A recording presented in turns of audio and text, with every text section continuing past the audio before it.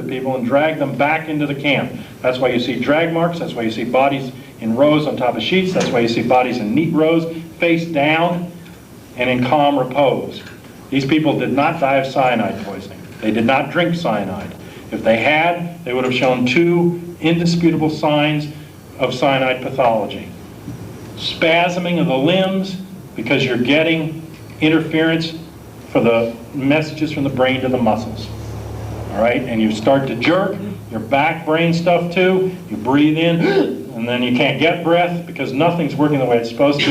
Your limbs start to jerk, and so you're going to end up with a rigor in a spasmodic position. The second is a grin, a sardonic death grin known as cyanide rictus. The mouth muscles draw back into this tight grin. It's not present on any picture where I can see a face. Dr. Mutu looked at the bodies and he said that 80 to 90% were forcibly injected, broken needles, evidence of forcible injection in the back of their left shoulder blade with something. The rest, he said, were shot or strangled. The Guineas grand jury on site, Matthews Ridge, based on his testimony and the direct evidence, said that there was not a single suicide at Jonestown. This idea that mass suicides are common human practice is an absolute fallacy. I even went back to Masada, which they put on the TV shortly after Jonestown, to support it. The Masada history of the supposed mass Jewish suicide, and Josephus, the Roman historian, admits that only a small group of the Jews, like 12 or 20 in that range, killed themselves, and the rest were slaughtered by the Roman troops when they arrived. So there was a small suicide pact, but they didn't come in on a mass human suicide situation. The only other story I was able to unearth through time in Guyana of this mass suicide had been written 100 years before and was probably the basis of this story. A missionary named Smith and Jones. A missionary named Smith in the 1860s takes the Carib Indians cut loose from the earlier colonized sugar plantations that they helped to guard and surrounded. They move up into the Orinoco River Valley. They're migrant. This missionary tells them that he's got a revivalist religion. All the plants are going to grow fivefold. They're going to live in paradise. After 5 years of being lied to, they're getting rather disgruntled.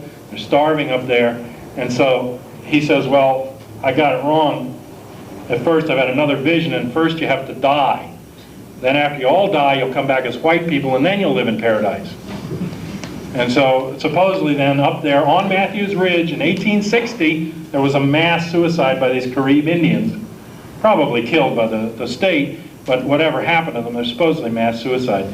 But you know, if you ask the old Nazis how the Jews died in the camps, they'll tell you it was a mass suicide too. They have a German word for it, Lebensmüde. It means sick of death. The Jews got sick of death, the Nazis say, and they killed themselves in the camps. So that's what you're being told about Jonestown. It's as much of a lie at Waco. First of all, you have to believe that one minister that could convince everybody in the group to kill themselves. If you can get past that supposition, then you have to believe in Waco that the method by which they would decide to kill themselves is fire. Fire, the most painful possible way to die. And then if you'll buy those two premises, there's something else operating. I don't care what this 5% of the cells has decided. When that heat hits, the other 95% are heading for the door. Why didn't anybody come out?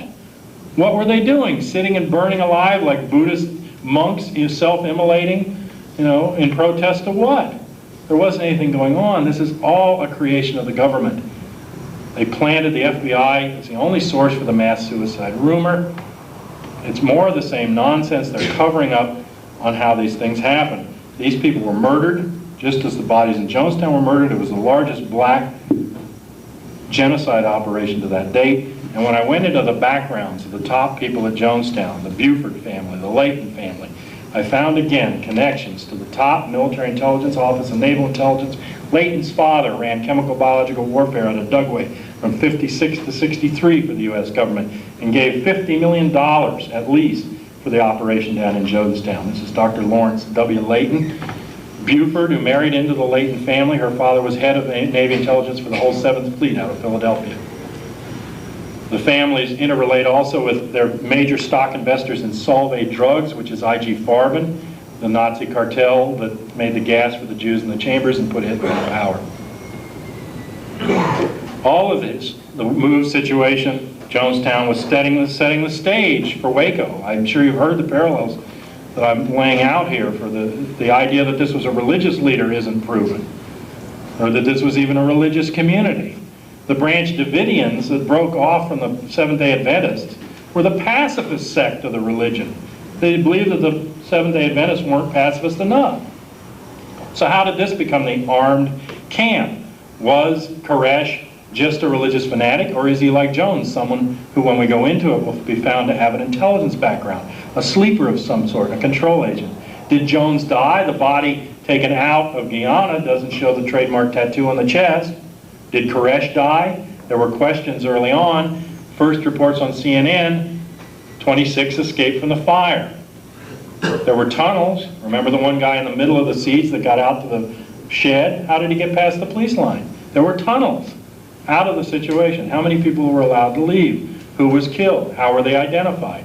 Maybe Koresh was killed, and left in the situation. Did somebody get out? Remember the count discrepancies like Jonestown? There were supposedly 92 people there, 93, and first they could only find 70 bodies. What did they do just the other day? Bulldozed the whole compound, just like the move house. Now we can't establish any independent forensic or ballistic or identification evidence because the police demolition team has finished history there at Waco for us.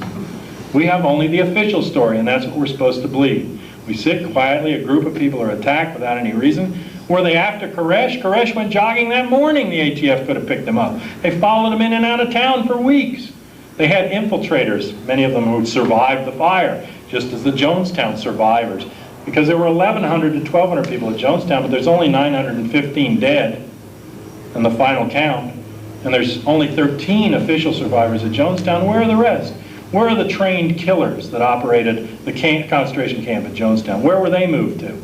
One place was Grenada, and they ran operations there out of the mental hospital that was bombed, and were doing testing. Jones's son went there and other top lieutenants. Some of them went, I believe, into the kill squads in South America. But these people are interchangeable. The future cults that we'll be told to swallow are the new Islamic terrorist cells that are going to blow up the New York tunnel and blow up the... All of this is part of a strategy of tension, to create fear, to create a new enemy. Now that communism is gone, the new enemy is the independent, bungling terrorist who can't get his bombs right, who tries to get money back on his van after he blows up the 4 times he goes back to get his return. And it's all based on evidence, or at least we'll call it evidence. Well, it's sort of like the expert said the bomb that they had was exactly sort of like the other bomb. So if you looked at these two, I'm quoting, if you looked at these two bombs, you'd say, is that like that? And you'd say yes. This is expert testimony on the connections. And they had almost no evidence, and yet they're willing to go and bomb Iraq one more time, which tells you also, I think, that Clinton's not in charge. And Clinton's Secret Service cars were right next to the place that the bomb went off. He was going up there on Monday. I think they sent him a little message, either play the game out in Iraq the way you want us to in the Middle East, or, because he's going toward Dayton and trying to calm things down, and the military's saying, no, you're not going to be a draft dodger this time. You've got to take the forces of the world into their natural conclusion. So the idea is that we can't establish any alternative lifestyle. We have to live in distrust and fear of each other. We have to, as my friend Laurie in California wears this great button that says, keep quiet, consume, and die. The space between our ears and our history itself is a commodity of the national security state. We can't have a counterculture or a counter-economy. We can't survive. We have to sit back and watch in silence as genocide goes on worldwide, as indigenous cultures are smashed, as the economy goes to ruin and we all become useless eaters, as terrorism, and especially I think now what's being touted as an atomic terrorist scenario, will be the next level, so that we can go to martial law without any qualms, and then maybe alternative 3, so that the select elite can get off the planet to Mars and the moon and leave us behind in the mess that they've left. But I'm not a pessimist, because they do all this realizing the enormous strength of the enemy that they actually face. Not the third world, they're not afraid of them. Not communism, which has fallen on its knees and carrying out the dullest plan of exploitation for the 1940s. They only have one enemy left. You and me, us. And we're the most fearful enemy they can imagine. They wouldn't go to these lengths if they didn't think we were dangerous. And once we catch on and take our minds back and our lives back and say no, then the gig's up. Jonestown boy.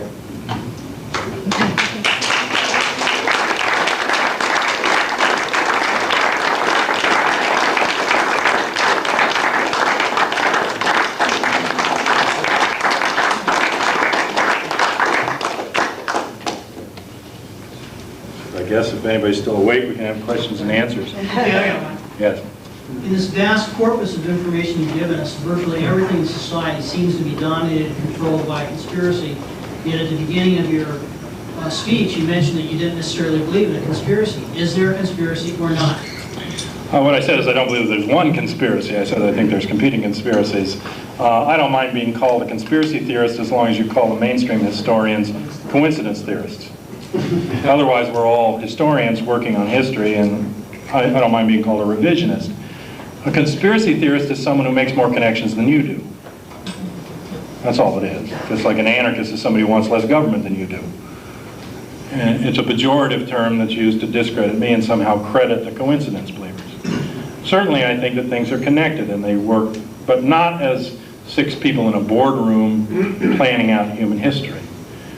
It has to do in the end with a fairly easily traceable concentration of wealth.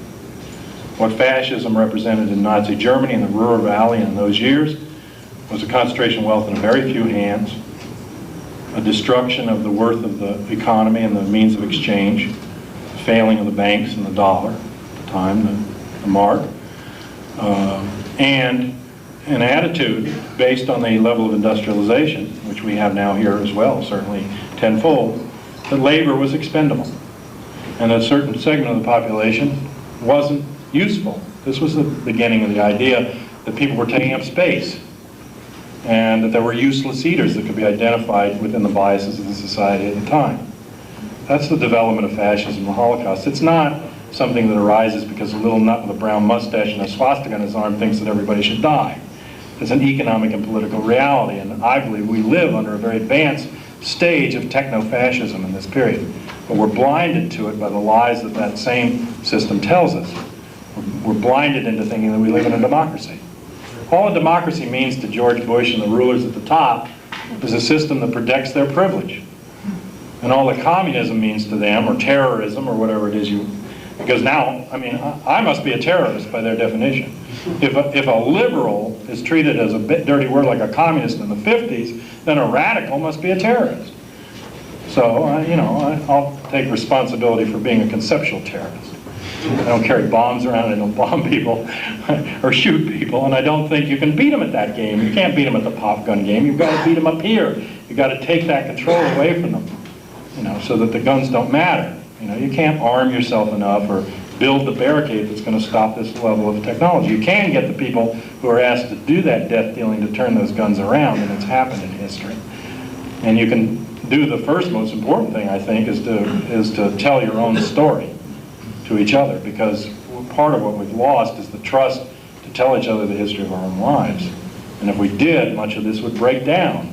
I found out that the main scrub nurse for the leading American lobotomist, Dr. Friedman, who performed 5,000 lobotomies himself and developed the transorbital knife, was my Aunt Jay, who worked in Washington. I just happened to mention his name at a Christmas gathering and it came out. I didn't know that before, but those family connections are there for all of us. We all have secrets our parents don't tell us, we don't tell each other, but if we did, much of the control would break down immediately.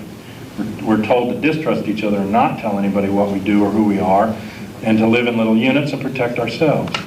So yes, I think there's a conspiracy, although I think the word from the Latin means to breathe together, and some people have worse breath than others. I conspire too, not on their level, but I conspire for consciousness and for a change. So it doesn't mean that much to me, but yes, there's concentrations of wealth and concentrations of power in the society, and they reside in fewer and fewer hands, and they are the basis for an emergence of fascism in a society, and that's what I think we live under. So there's obviously groups in the government and groups outside of the government supporting these groups in the government who are subverting the Constitution. Well, more than that. The Constitution is a piece of paper hermetically sealed and protected underneath the National Archive floor at night, enough above the floor for you to see it during the day. That's about all the protection the Constitution has left. Besides, the Constitution was written by a bourgeois class in that period of landowners who didn't like blacks and they didn't like women, and they had a certain level of privilege themselves. We don't need a constitution, we need democracy.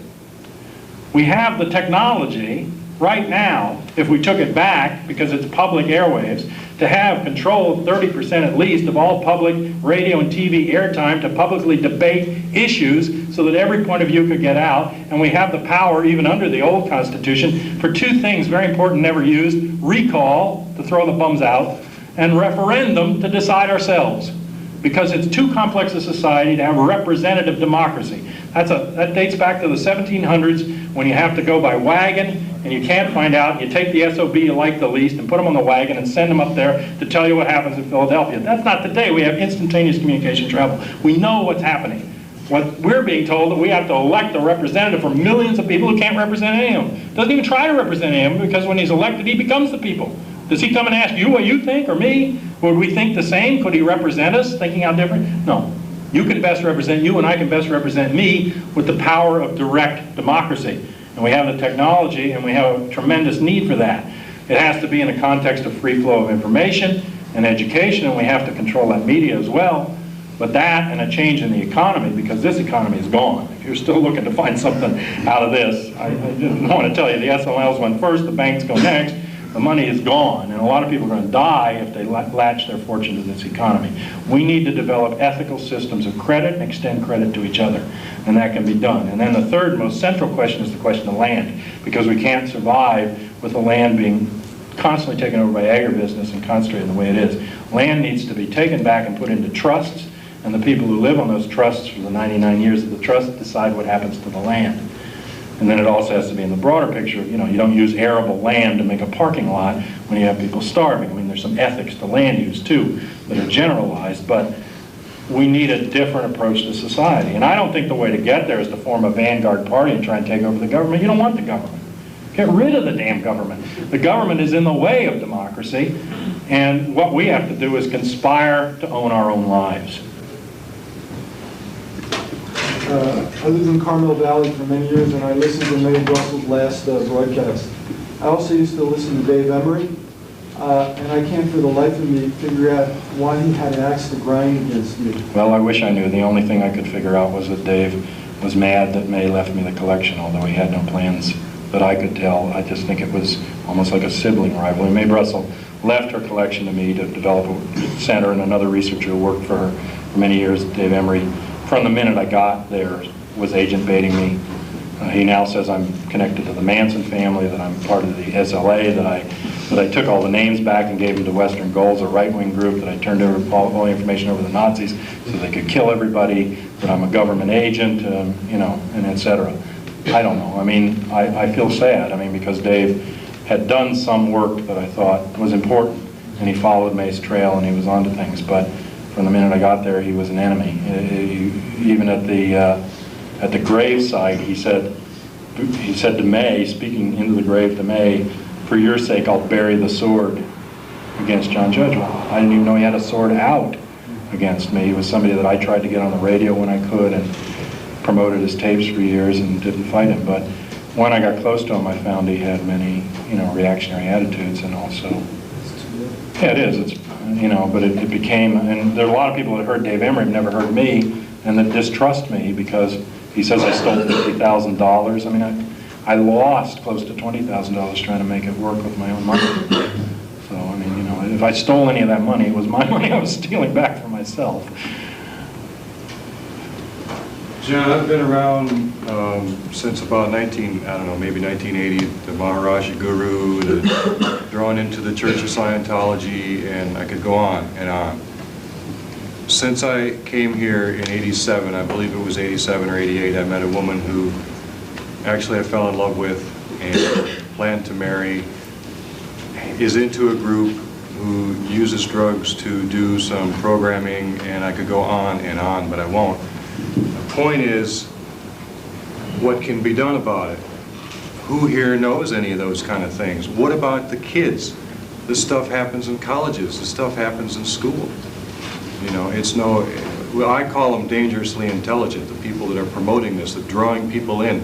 They draw you in with with all kinds of security, with love, with sex, with food, with anything that, you know, all the essentials. You know, everybody goes, yeah, especially when you've just broke up with somebody or had a death in the family.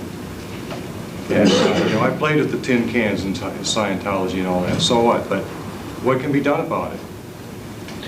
Well, I think like many things, it needs to be exposed to as many people as possible. What I don't think needs to be done about it is to have Christians kidnap you, beat you back into the Bible faith and call it deprogramming. You know, I think I've met some people that are, you know, they've been part of those groups and they've come out and they're trying to help people get out of that situation. And I think always that the people that have suffered a particular type of oppression are in the best position to both define it and then build the opposition to it. So that I think the ex-members are really who it should rest on, but they shouldn't take their cues from psychiatrists or from these Christian deprogrammers or anybody else, certainly not from Jolly West, and the people that are running the current anti-cult groups, because they have their own agenda. We also need to have something that provides, outside of a manipulative context, that kind of support for people that are in trouble and in crisis. The anti-psychiatry movement that I was part of for many years, made up of ex-inmates, I wasn't one myself, but very much in support of their struggle, envisioned, you know, if the funds could have been freed from the psychiatric model, crisis centers run by ex-inmates who had had similar crisis and who could bargain with people who came in a position of crisis and help them through it, you know, with certain ground rules. But it would be, you know, people that had had that experience, just as women or black people can best define and oppose their oppression. Do you know Stephen Hassan or any of those people from the Cult Awareness Network?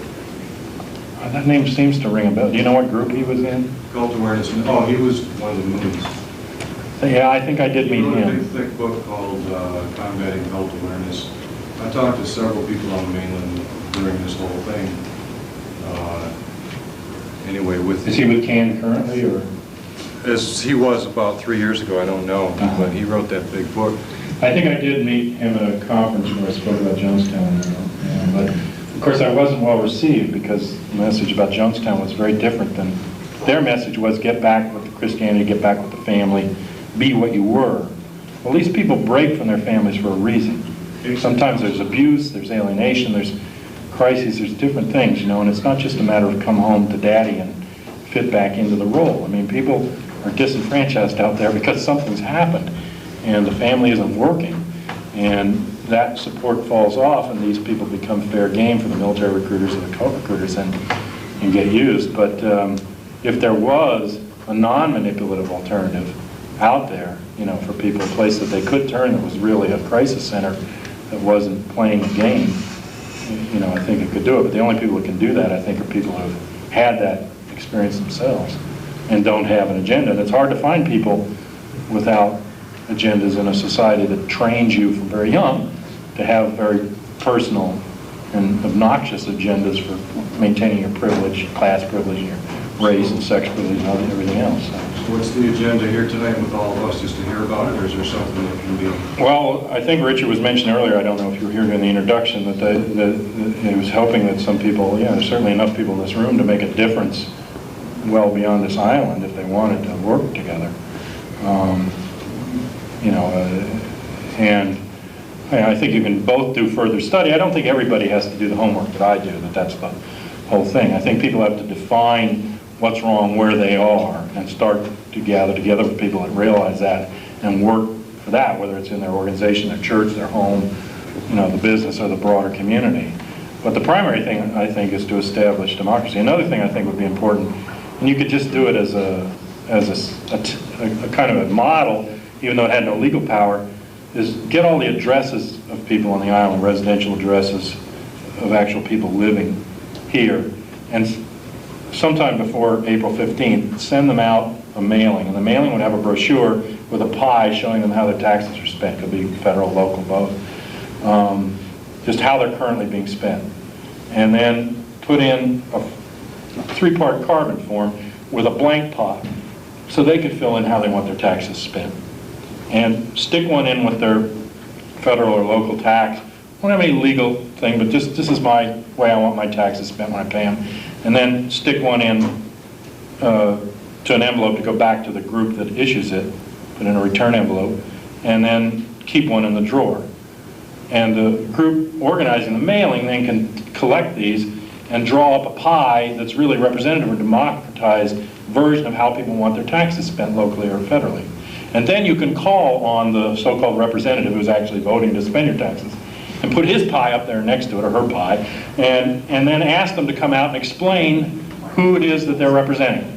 Okay, and really, I mean, you're going to catch them because they're going to come out. I did this with the student fee at my school, and these idiots came out and said, well, we couldn't just let students spend their own money. They don't know how to spend their money.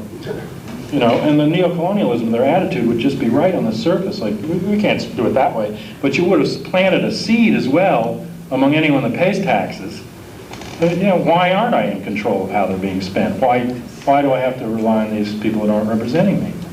Because they don't. I mean, I sat out on the steps of the Capitol with the Veterans Fast for Life, right on the concrete steps. I used to say this is where the abstract becomes concrete.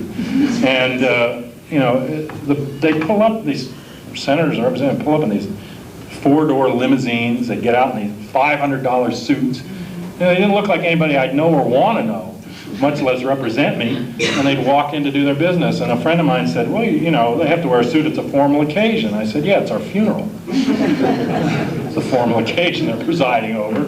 But, you know, they don't, and they can't possibly represent us, so why keep going? You know, I call it the evil of two lessers. That's what the voting process is. It's not the other way around. You con yourself the lesser two evils. It's the evil of two lessers, and they can't possibly do in the complex of society as we have. And we have to decentralize the society. All these decisions can't just be made at the top. We have to have much smaller communities that know what's going on, you know, and we're totally alienated. We have police that are hired that don't know any of us. They come in a situation they know nothing about, draw their guns and their batons, you know.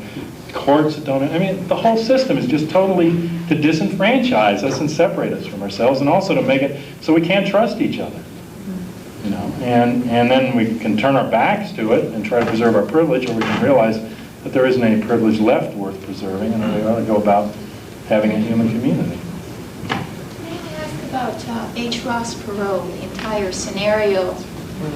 What in the world was really going on? Well, Perot was used as a splitter, I think. Basically, it was Reagan's revenge on Bush, the way I saw it. You know, to split her to make sure that Bush couldn't come back in. Perot is a reactionary. He's not an outsider or an individual as he claims to be. He was very familiar with both the Reagan and Bush White Houses. He had an insider's track. He went in and out. His political career really started when he got hold of an enormous amount of government contracting to build his computer firms, and that's basically they siphoned off millions of dollars to him as part of a scam because of who he knew. And then once he became this self-made millionaire, you know, riding around his horse and his greatness, then he financed Nixon's war chest. That was a Vietnam fund similar to financing the Contras by Oliver North. After the Congress said no more war, Nixon built up an independent war chest from these millionaires. So he was paying for an independent Vietnam War, which he'd really like to go back and finish.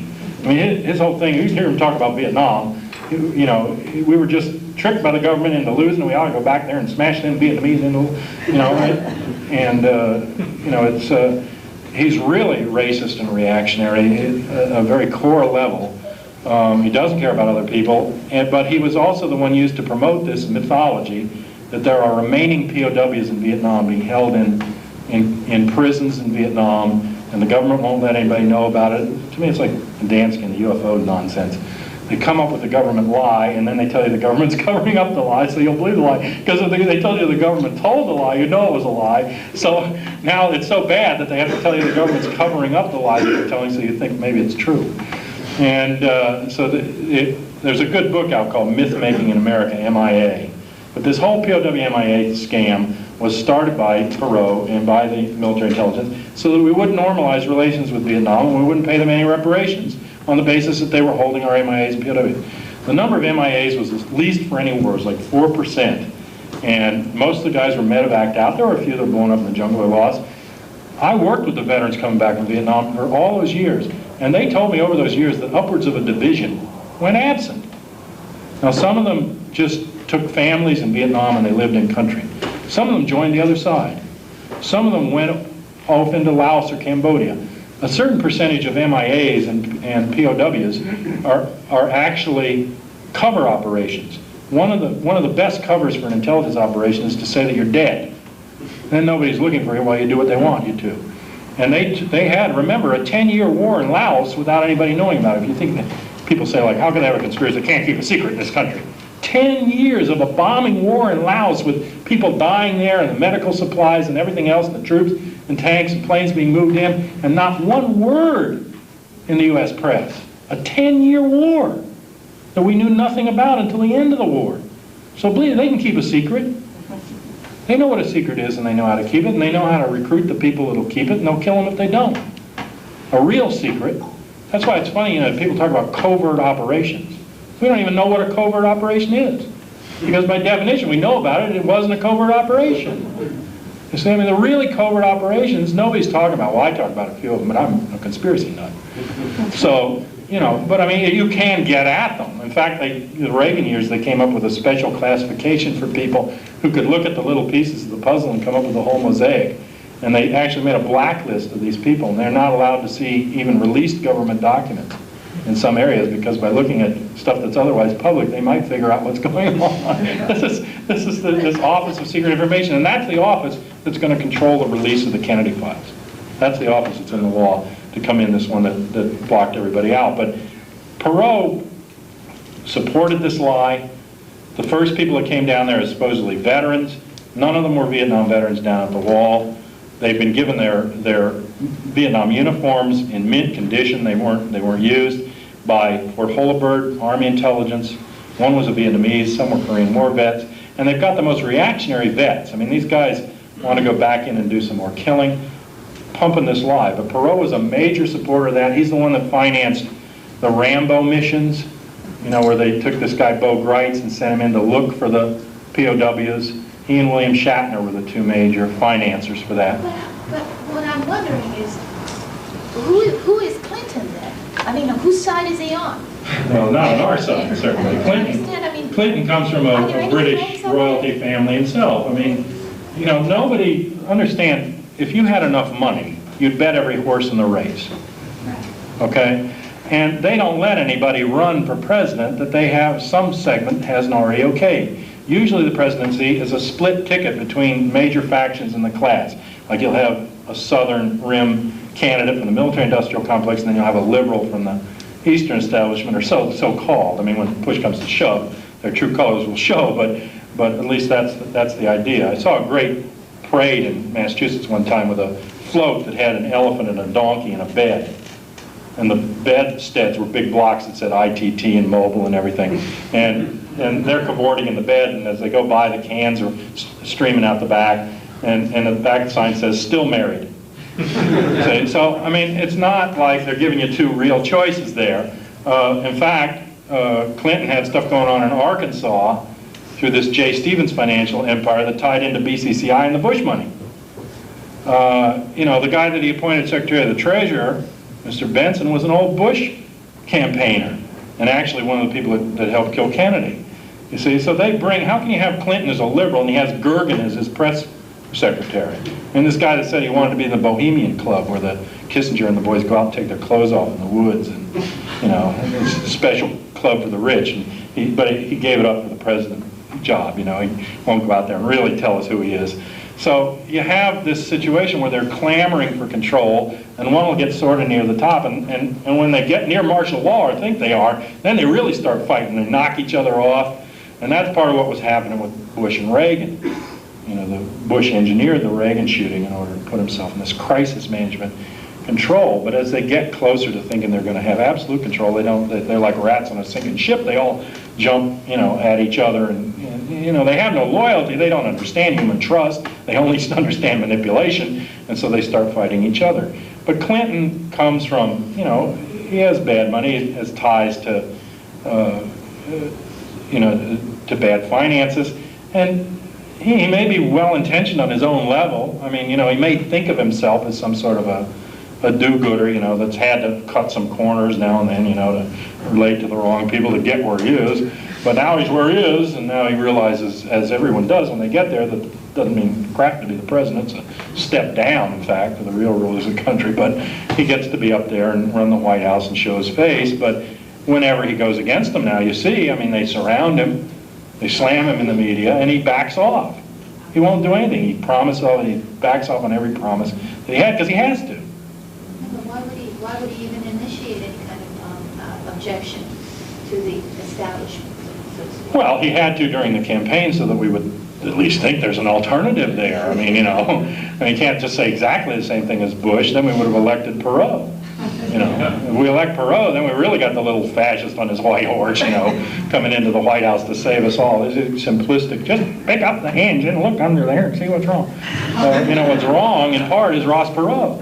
Is that people are looking for this solution of this, you know, dodo who comes in and, you know, tries to make humor to tell us he's intelligent. I mean, the guy is a schmuck. I mean, you know, well, all of them are. I mean, you know, in the end, none of them you'd want to have dinner with or anything. But, yeah. Clinton represents basically Rockefeller-related and Eastern establishment money more than Bush did, although Bush kind of crosses over. But, you know, in any other country, if the head of the intelligence agency became the president, you'd know what it meant.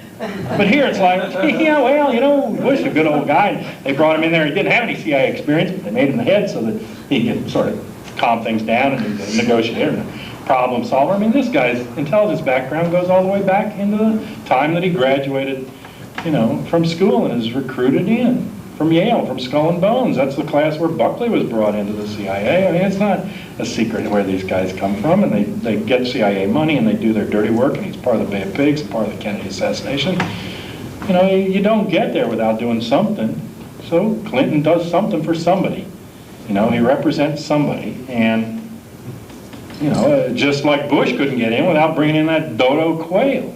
But Quayle was the concession to the people that are even further to the right than Bush. Because Quayle grows up on Carl McIntyre tapes, you know, and his wife's with the fundamentalist religions, you know. And they asked him, do you remember they asked him what would he do? The first press conference, what would he do if something happened to Bush? And he kept saying, oh, no, and it took about 4 times. And finally he said, well, I guess I'd pray. And some guy in the back said, yeah, us too.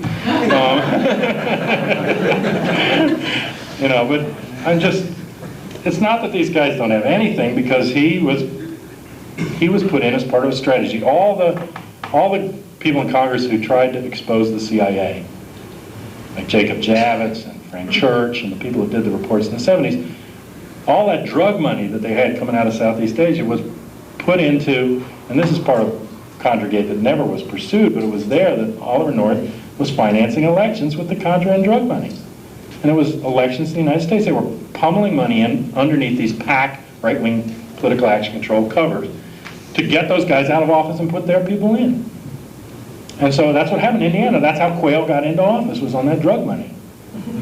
Okay, and Stephen Sims comes in out there. You know, they took over from certain people and knocked them out of government because they were asking too many questions about what's happening. And then he represents a certain class. I mean, Bush has interest in Indiana with the big drug cartel there, Lilly.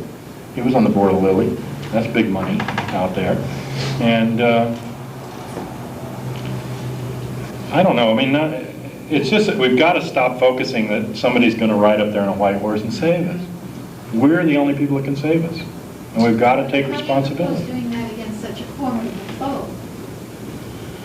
They're not as formidable as they seem to me. You know, people say, like, God, how do you do this work? Aren't you afraid all the time? Or don't you think they're going to kill you? Or some people even say, you know, why aren't you dead? You know, and the only answer I have for that is they leave me alive to discredit me. But, you know, you can't live that way. I mean, you can't live in fear of things. You have to understand what they are. But to me, a fearful world would be one where you couldn't understand what was happening to you. You know, you're the little kid in the room in the dark and you can't see anything and you hear these sounds or light goes, you know. Well, I just said get out of the dark, you know. Establish a national campaign to abolish paranoia and elevate it to a level of realistic and understandable fear. I don't have a word for that because there's no word in the English language for a realistic and understandable fear. Something you ought to be afraid of, they don't have a word for that. They just tell you that if you're afraid of it, you're paranoid. You know.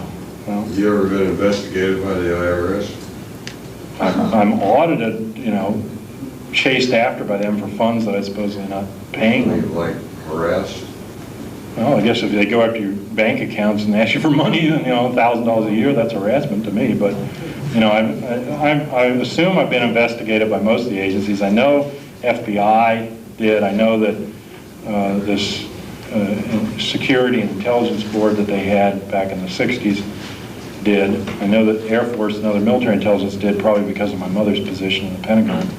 And I was an anti-war protester from '64 on, so I'm sure they took a look just to make sure she wasn't giving me secrets or something. But you know, my attitude is tap my phone, please, because maybe they'll learn something. You know, these agents are just little putzes. I mean, I'm putting their children through school, but I mean, they're all on need to know. Their bosses won't tell them what's going on, so I'm the only vertical information flow they've got. You know, and then they say, geez, is that why I was in Dallas on the 22nd? You know, it finally comes together for them. So, you know, I don't mind being looked at. I mean, you know, I wish they'd look at themselves a little more, but I mean, you know, it's, people make a salary off it. I wish I had a salary for looking at me. I'd do a good job. You also weren't fair to President Bush because I hope not. the fact is that while he ran the CIA, he couldn't remember whether he was or was not in the loop, so none of it counted anyway. Well, he's one of the 4 people who can't remember that he was in Dallas on the 22nd. That's true. Richard Nixon and Richard Helms, and George Bush has a fleeting memory back and forth, you know. And, you know, there's just a few people can't recall what they did that day. Can you give us some examples of what subliminal messages are coming through our TV today, and through what are they coming through certain programs, newscasts, or commercials? Well, I think all the programming is essentially political in nature on television. And if you haven't read them yet, you should read Jerry Mander's 2 books, 4 Arguments for the Elimination of Television, and his newer one, In the Absence of the Sacred. But you know, most of the things on TV are either a kind of humor in the guise of drawing us together that separates us. You know, this kind of banal level of lowest common denominator, racial and sexual humor, or they're cop shows. Outer space cop shows, underwater cop shows, cops on the beach show, you know, and basically what they show is the crime at the start, so you know who the criminal is, and then the cops do whatever they want to get the criminal, even if they have to break the law, because you know he's the criminal, so it doesn't really matter that they broke the law to get him, because he's the bad guy. So then you learn to forget that people have constitutional rights, because the cops know that they're the criminals. It wouldn't be chasing you if you weren't a criminal. You wouldn't be in court unless you committed a crime. You wouldn't be in prison unless you did something wrong, right? So I thought you were saying that that's the liminal level. I'm just saying on the start level, it's a limited view. But I had articles like in Science magazine, Scientific American, from back in the 60s, and they said that they were broadcasting out of the satellite subliminal messages all over the world, every television set. And they asked the scientists, well, what are these about? He said, oh, you know, educational information and health concerns. And even the interviewer said, well, couldn't these be used for political purposes? He said, oh, sure, of course. So, I mean, yeah, the messages are the ones probably that, did you see that film, They? I think that's what it's called. It's John Carpenter's film about an alien invasion in the U.S. and the aliens all make themselves look normal, but they develop these special glasses, and you put them on, you can see the aliens have this distorted form. But also, when you look at a billboard or any of the magazines, they don't say like Time and Newsweek, they say buy, and you know, propagate, obey orders, you know, and so the subliminal message is there underneath, you know, and of course they have to go after the radical glasses, call them, smash them before they see anything, but it's a great metaphor. And Muzak was developed as, I've got the early Muzak albums on the back of the whole explanation about how psychiatrists developed Muzak. And it was for certain purposes, to calm people down. When I lived in Dayton, Ohio, I went out in the middle of a snowstorm one time, there's nobody in the street, and they were playing music, blaring it on horns, like off of the top of the buildings downtown. They had this whole music thing going on, you know. And then they admitted that they were like putting in the music these buy things, like, you know, buy something, or you want, you know, like sublimating it underneath. So, I mean, I think it's kind of crude on that level, but I think they also might be doing what I'm suggesting. It's like setting out certain scenarios, like the UFO abduction scenario, as an imagery, and see who picks it up. You know, or probably terrorist, frightening kind of scenarios that you pick up and kind of keep underneath. But, you know, my main message to people is, you know, some people say they hear me talk and they go home 3 days and they don't come out in their room. I hope not. I mean, my main message really is the opposite, because I think what you need to do is like calm down. Calm down. Most of the things you're being told to be afraid of are government creations. And it's not that, you know, if you're in that building at that time, you get blown up, but there is no Islamic terrorist network about to blow you up. I mean, they had a thing on, when I was here, they were saying not only should foreign travel plans, you know, be careful, but also be careful about traveling in the United States. Well, what are you supposed to do to be careful? Except stay home. I mean, you know, that's the only thing you do to be careful. You can't, let me check every bag going on the plane. You know? What can you do to be careful? It's just nonsense. You know, it's like travel advisory, stay at home, shut the window so you won't smell it, and turn on the TV so you won't hear it. You know, and don't look out. Things will be better soon. You know, and if you look out, there's a UFO projected on the clouds, so you shut the blind. You know, or there's a terrorist at the door, Abu Nidal. I call him Abu Iman. Because it came out that the guy that was giving him all of his weapons was financially connected to North. So North tells us he's got a security fence around his house to protect him and his family from the terrorist Abu Nidal. And he would have had Abu Nidal over for dinner. The fence is up there for us. If we figure out what North is up to, he's got something to have a fence for. So he's not afraid of Abu Nidal, he is Abu Nidal. They all are. They're the ones that play the game out in order to make us afraid. So I just say, you know, calm down, be afraid of what you should be afraid of, stop listening to them, and start demanding that you have control over your own life, and respect other people's rights to control their own lives. And to do that, you have to give up some of your privilege, what little there is left in this society. And you have to look at yourself, and you have to deal with it to the extent to which you perpetuate racism, you're a racist. You perpetuate sexism, you're a sexist. The class divisions that you perpetuate by who you are and what you do. And it doesn't make you, you know, Satan on earth, but it's something you got to be conscious of and try to change. So I mean, the big thing in the 60s and 70s was to say, I'm not a racist, I'm not a sexist, not me. Nope. I mean, they took a poll in Baltimore in the 60s, and 100% of the people polled said their neighbors were racist, but they weren't. I mean, that's it. It's like, it's worse to be called a racist or admit that you're a racist than it is to be a racist. They say the only fault is, well, I'm no racist. So everybody in my college, I'm not a racist, I'm not racist. I would say, well, I'm a racist. I was raised in a racist culture. I was inculcated with racism from the time I was very young. I lived in all-white neighborhoods. The first black person I came within 10 feet of outside of somebody working in a store or cleaning or something, you know, this class level difference was until I was in college.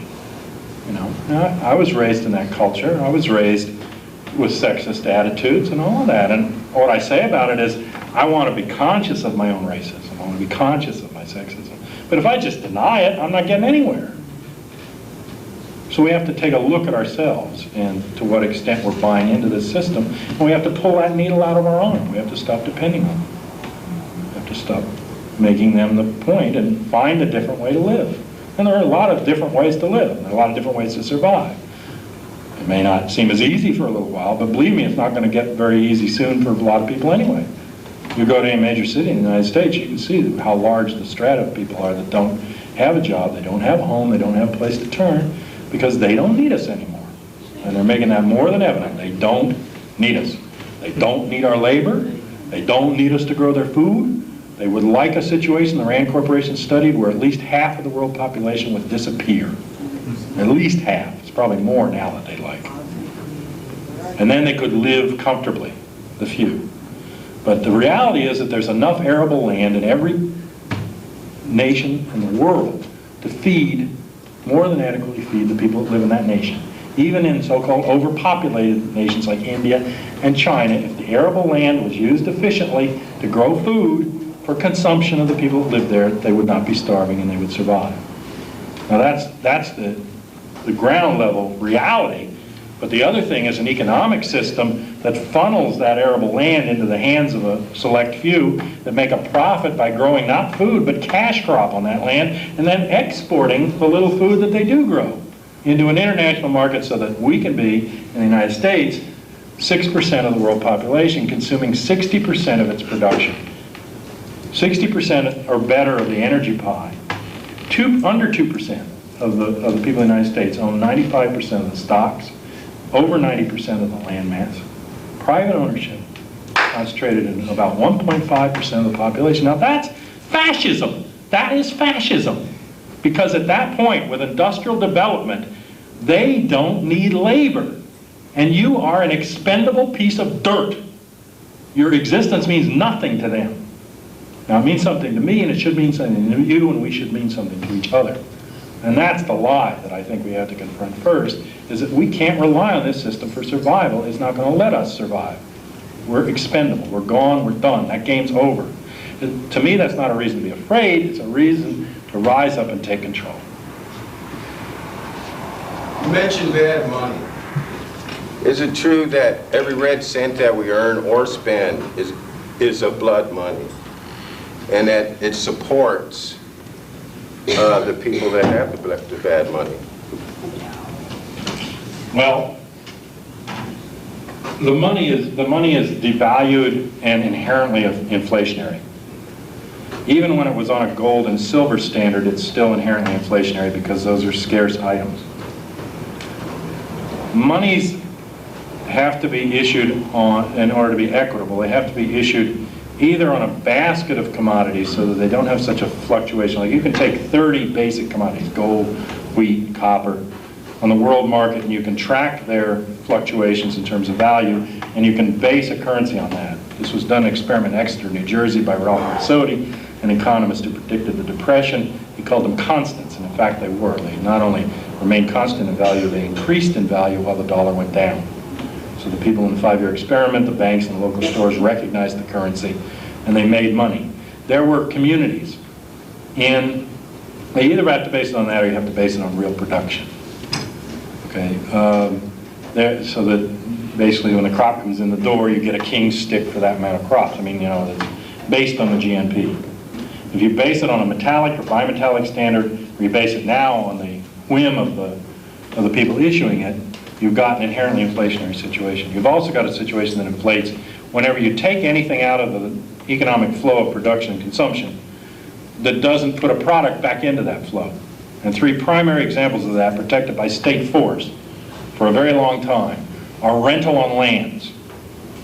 Once lands could be privately owned, from the 13th century on, when the nobles could hire enough thugs to protect the land, they could have title to the land, and they could charge rent on the land. They didn't put any crops in, they took crops out. That inflates the monetary value no matter what it is, because they're getting money with no service and no production. The second is usury, or interest on loans beyond bookkeeping. Okay, and this is considered a crime in the Muslim nations, usury. And it's taking money off and not putting anything back into the flow. Okay? And a third is taxation by the government that gives no product back for the taxation. Okay? Or buys a product like arms that's you know, expendable in one use. So it's all blood money.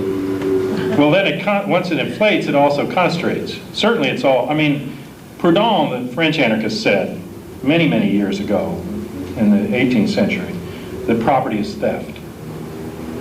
Because the concentration of property in human communities by that point was really based on long periods of theft prior to the Industrial Revolution. Thieves, you know, sometimes in the crown of kings, but thieves concentrated wealth by thievery and by force. And so, you know, all that money doesn't mean that everybody working for $1 is ill-earning the dollar, but you have an inflated dollar. It's not representative of the economy, and it's not going to get better, it's only going to get worse. As the funds increase in terms of the concentration of the wealth, then the companies, corporations, which they give individual status, or the rich families, invest abroad for cheap labor or cheap raw materials there for their production. When those investments become threatened by national or revolutionary interests, then the rich call on the government, which they also own, to send troops. And who do you think sells the guns and the tanks to the troops? The same rich families and companies that are making the buck in the first place. And then they send the youth of the country out to do the defending. So it's a situation that eventually ends in war and bloodshed, genocide worldwide, in order to protect these privileged classes and interests at the top. And when they fight amongst each other, they orchestrate scandals. Is there any groups in the country that is trying to go through a barter system? Or? Yes, they're barter organizations. I'm part of a rural revivalist decentralist movement since the 30s. It's existed, called School of Living. And Mildred Loomis was one of my mentors. Bersotti worked with that. They differed. Bersotti wanted nuclear family farms. She believed in that and community farming. But he also worked with the Gramdan movement, which was village cottage industry in India for survival, which helped a lot of people poor survive and prosper in India. There were examples here, like during the Depression. See, the dollar fails, the stock market goes and the dollar fails in value, and everybody pulls back their credit. Then the people that were hiring or working on credit pull off the jobs and everybody's unemployed. This is the cycle right at the beginning of the Depression. The banks call in their loans, the lands go, and everybody's in a panic. The economy collapses. But if you think about it, the day after the stock market crashes and the Depression starts, they don't have any less raw material in the country. They don't have any less industrial capability to develop the raw material or distribute it. They don't have any less labor involved to do the job. What are they missing? Money? I mean, money is a measure of wealth or a commodity of exchange, but within our society it has become wealth itself. And that confusion leaves people in a situation where they, withdraw credit, withdrawing jobs, and fight each other over a phony credit system. A lot of the credit that extends now, and it's $7 trillion out in credit in this economy. I mean, if you think the stock market crash in the 30s looked bad, when they call in $7 trillion in loans, and most people don't own things. Most people don't own their trucks, their TVs, there's a vast chronically unemployed or underemployed class. There's a lot of people living on credit, and they hit that wall at the end of World War II, and the troops come home, and they're starting the whole advertising age and the beginning of the mass consumption hegemony. They're producing way more than people can buy or use, and they're paying, by that time, having crushed the labor movement, they're paying salaries so low that people can't afford the goods that they're being told they need or want by the advertising. And they set up, right then in the 50s, the layaway programs, which became the credit system. And that's basically because people don't make enough to buy the products that they create back from the owners. And so they have to extend credit. Well, credit isn't money. That's why I say one alternative would be to establish an alternate ethical credit system with each other. Because if I print money, the ATF boys, and we just saw them in Waco, are going to come down the tube. They all belong to the Treasury. Lloyd Benson was, in fact, the main runner as head of the Treasury of the Waco raid, along with the Sessions of the FBI, who had figured into the cover-up on both Kennedy and Martin Luther King. And these guys were advising Reno. But you can't print money, you can't print script or cite script, or the right wing have different alternatives, or part of the right wing want to go back to gold. But you can issue credit. Credit is as American as apple pie. And at least currently, you can issue credit on a lot of bases. And there would be a way for us to interrelate with each other through a combination of barter and credit. They would try to stop it. There was a massive barter system during the Haight-Asbury period in San Francisco. And they had telephone lines. People called in with goods or services they wanted to part with, and people called in with what they needed, and they hooked them up. And so they'd trade, babysitting or car washing for a used refrigerator or whatever. They hooked them up. And the feds actually came in and closed down the phone lines because it was starting to undermine the commercial economy. So they're afraid of it, and you'd probably have to do it in a decentralized, not a centralized way, but it could be done, you know, with computers and those things. But their money is not only blood money, it's worthless money, and it gets more worthless as they go. And they're basically just issuing it now as show, because it has no basis in even gold or silver. I mean, it's just issued when they figure the economy's slowing, more money out there, you know, and then you spend some more money. But eventually you'll have to carry it in a wheelbarrow. I mean, I can think back to when I was a kid, what things cost, and then what they cost today, and I take what they cost today and I divide by 4 to decide if I think it's a reasonable price for the thing. In other words, what a car costs is what a house costs. What a house costs is what a business building costs. I mean, it's just phenomenal how worthless the money is. But because it goes by increments, people keep saying, we'll get better. You know, and it can't. I mean, there isn't anywhere, and they're predicting like hundreds of bank failures this year in the economy. Hundreds of bank failures, because they're all based on the same scam. It's all just an inflated pump. And when it goes, and when they withdraw credit, then either a lot of people are going to get very freaked out and panicked and not survive, or our responsibility, I think, is to try to think through some ethical alternatives that are there for people now. There's enough people now already in a panic.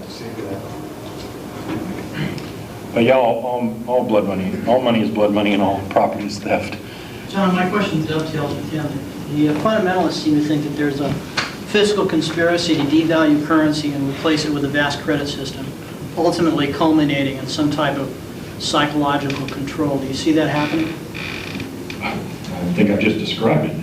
And I don't describe a Jewish banker conspiracy as being responsible for it, but I think, yeah, that's certainly what they've done, is hooked us on a devalued currency. I think the concentration of issuance of monies within the Federal Reserve in the 30s is a step in that direction, but I think that was a logical outgrowth of other concentrations of the wealth and the failure of the old private bank system. Banks used to be owned by families who issued the money on the basis of their family name, just like funeral homes have to have family names. And you know, somebody had a stake in it, then it went to commercial banks, and then eventually centralized into a national bank. But that's just a natural flow of centralization. You don't have to have some arcane conspiracy to understand why you'd set up a national bank, or why it would function in that way to further concentrate the wealth. It just does. That's what it's for. But I don't, you know, in other words, I don't see that as the stepping point. I see the stepping point much earlier with the ways in which wealth was allowed to concentrate legally and have the power of the state behind issuance of monies and charging on loans.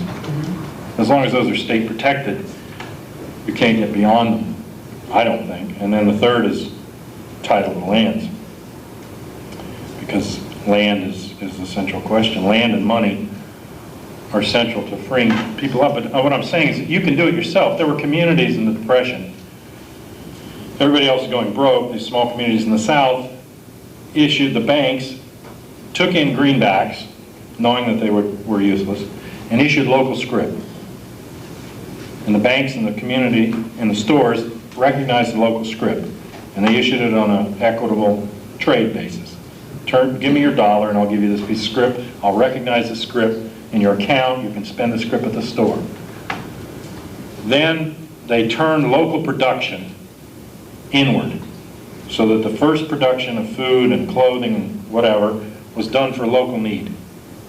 And then if there was surplus, the banks instituted agencies to sell that abroad for the worthless dollars, and exchange externally with the worthless dollars, while having local scrip issued then eventually on a production basis. And these communities not only survived the Depression, they thrived during the Depression. They used their local resources rationally. The monies, by the end of the Depression, that they had taken as local scrip were worth almost 10 times what they had originally exchanged them for in dollars, which again shows you the worthlessness, you know, of the dollar. They remember this example in the paper. I couldn't believe they put it in there. And it was the exact opposite of the truth. It was to make you think about, oh, it was a woman who had bought a house with her husband for $15,000 or $20,000 in the 1940s. And now she was selling that house for $350,000. So they're interviewing her, and they, did you ever think when you were buying this $15,000 house that you'd sell it someday for $350,000? Oh no, I'm fabulously rich. You know, I have $350,000. And they said, what are you going to do now, buy another house? She says, oh, I just spent the money and I bought a little condo. It's just big enough for me. Well, they had a house for $15,000. Now they can only get a little skinny condo for $350,000, and they think they're rich. You get the point? The money isn't worth anything. But you can con yourself into thinking it is. I don't have any first-hand UFO experience, and I don't really care. Well, I'm curious, but I don't really care, terrestrial, extraterrestrial. But what I got from Stryber and what I got from other intelligent writers going back to Carl Jung was that these experiences are like an experience with mystery and a unique opportunity. You can either get freaked out, or it's an opportunity for self-realization, for self-examination. Like Stryber has that one racist in the first book. He has an experience where he realizes, I am a racist too. And he even titles one book Transformation. I don't understand how this could be used for, control, people discovering themselves. I think the control comes when you go to Stryber and then you are channeled by him into one of the contactee cults. And he refers you to other people who've had this experience.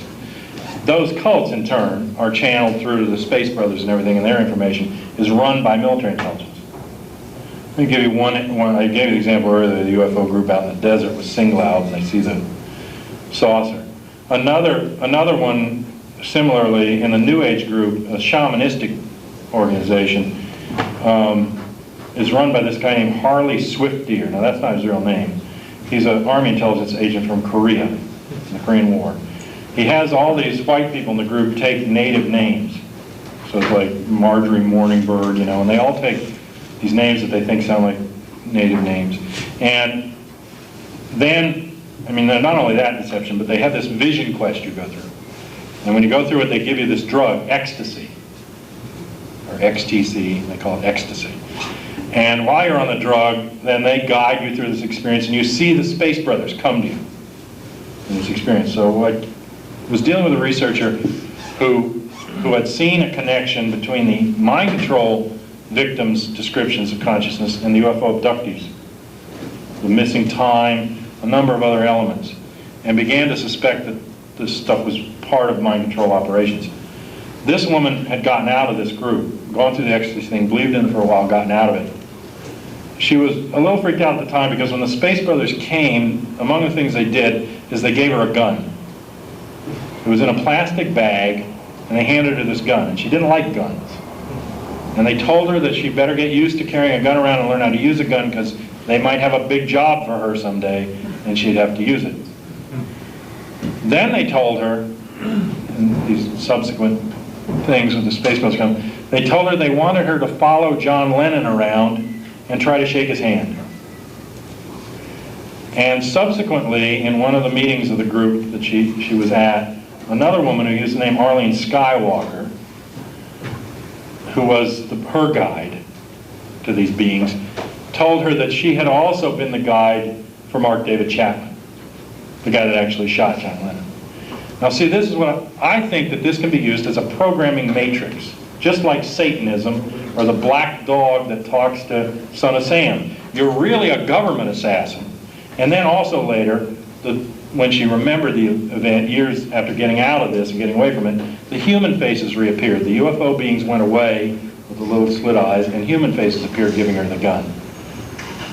Okay, so I think that they were using the drug in some kind of disorientation, maybe a mask, whatever, to create an illusion that she was talking to people from outer space, but in fact, they were programming her. And if she had killed Lennon, she would say the Space Brothers told me to do it, or the devil told me to do it. So to me, it's even if they're not doing it for that purpose, it's a perfect excuse.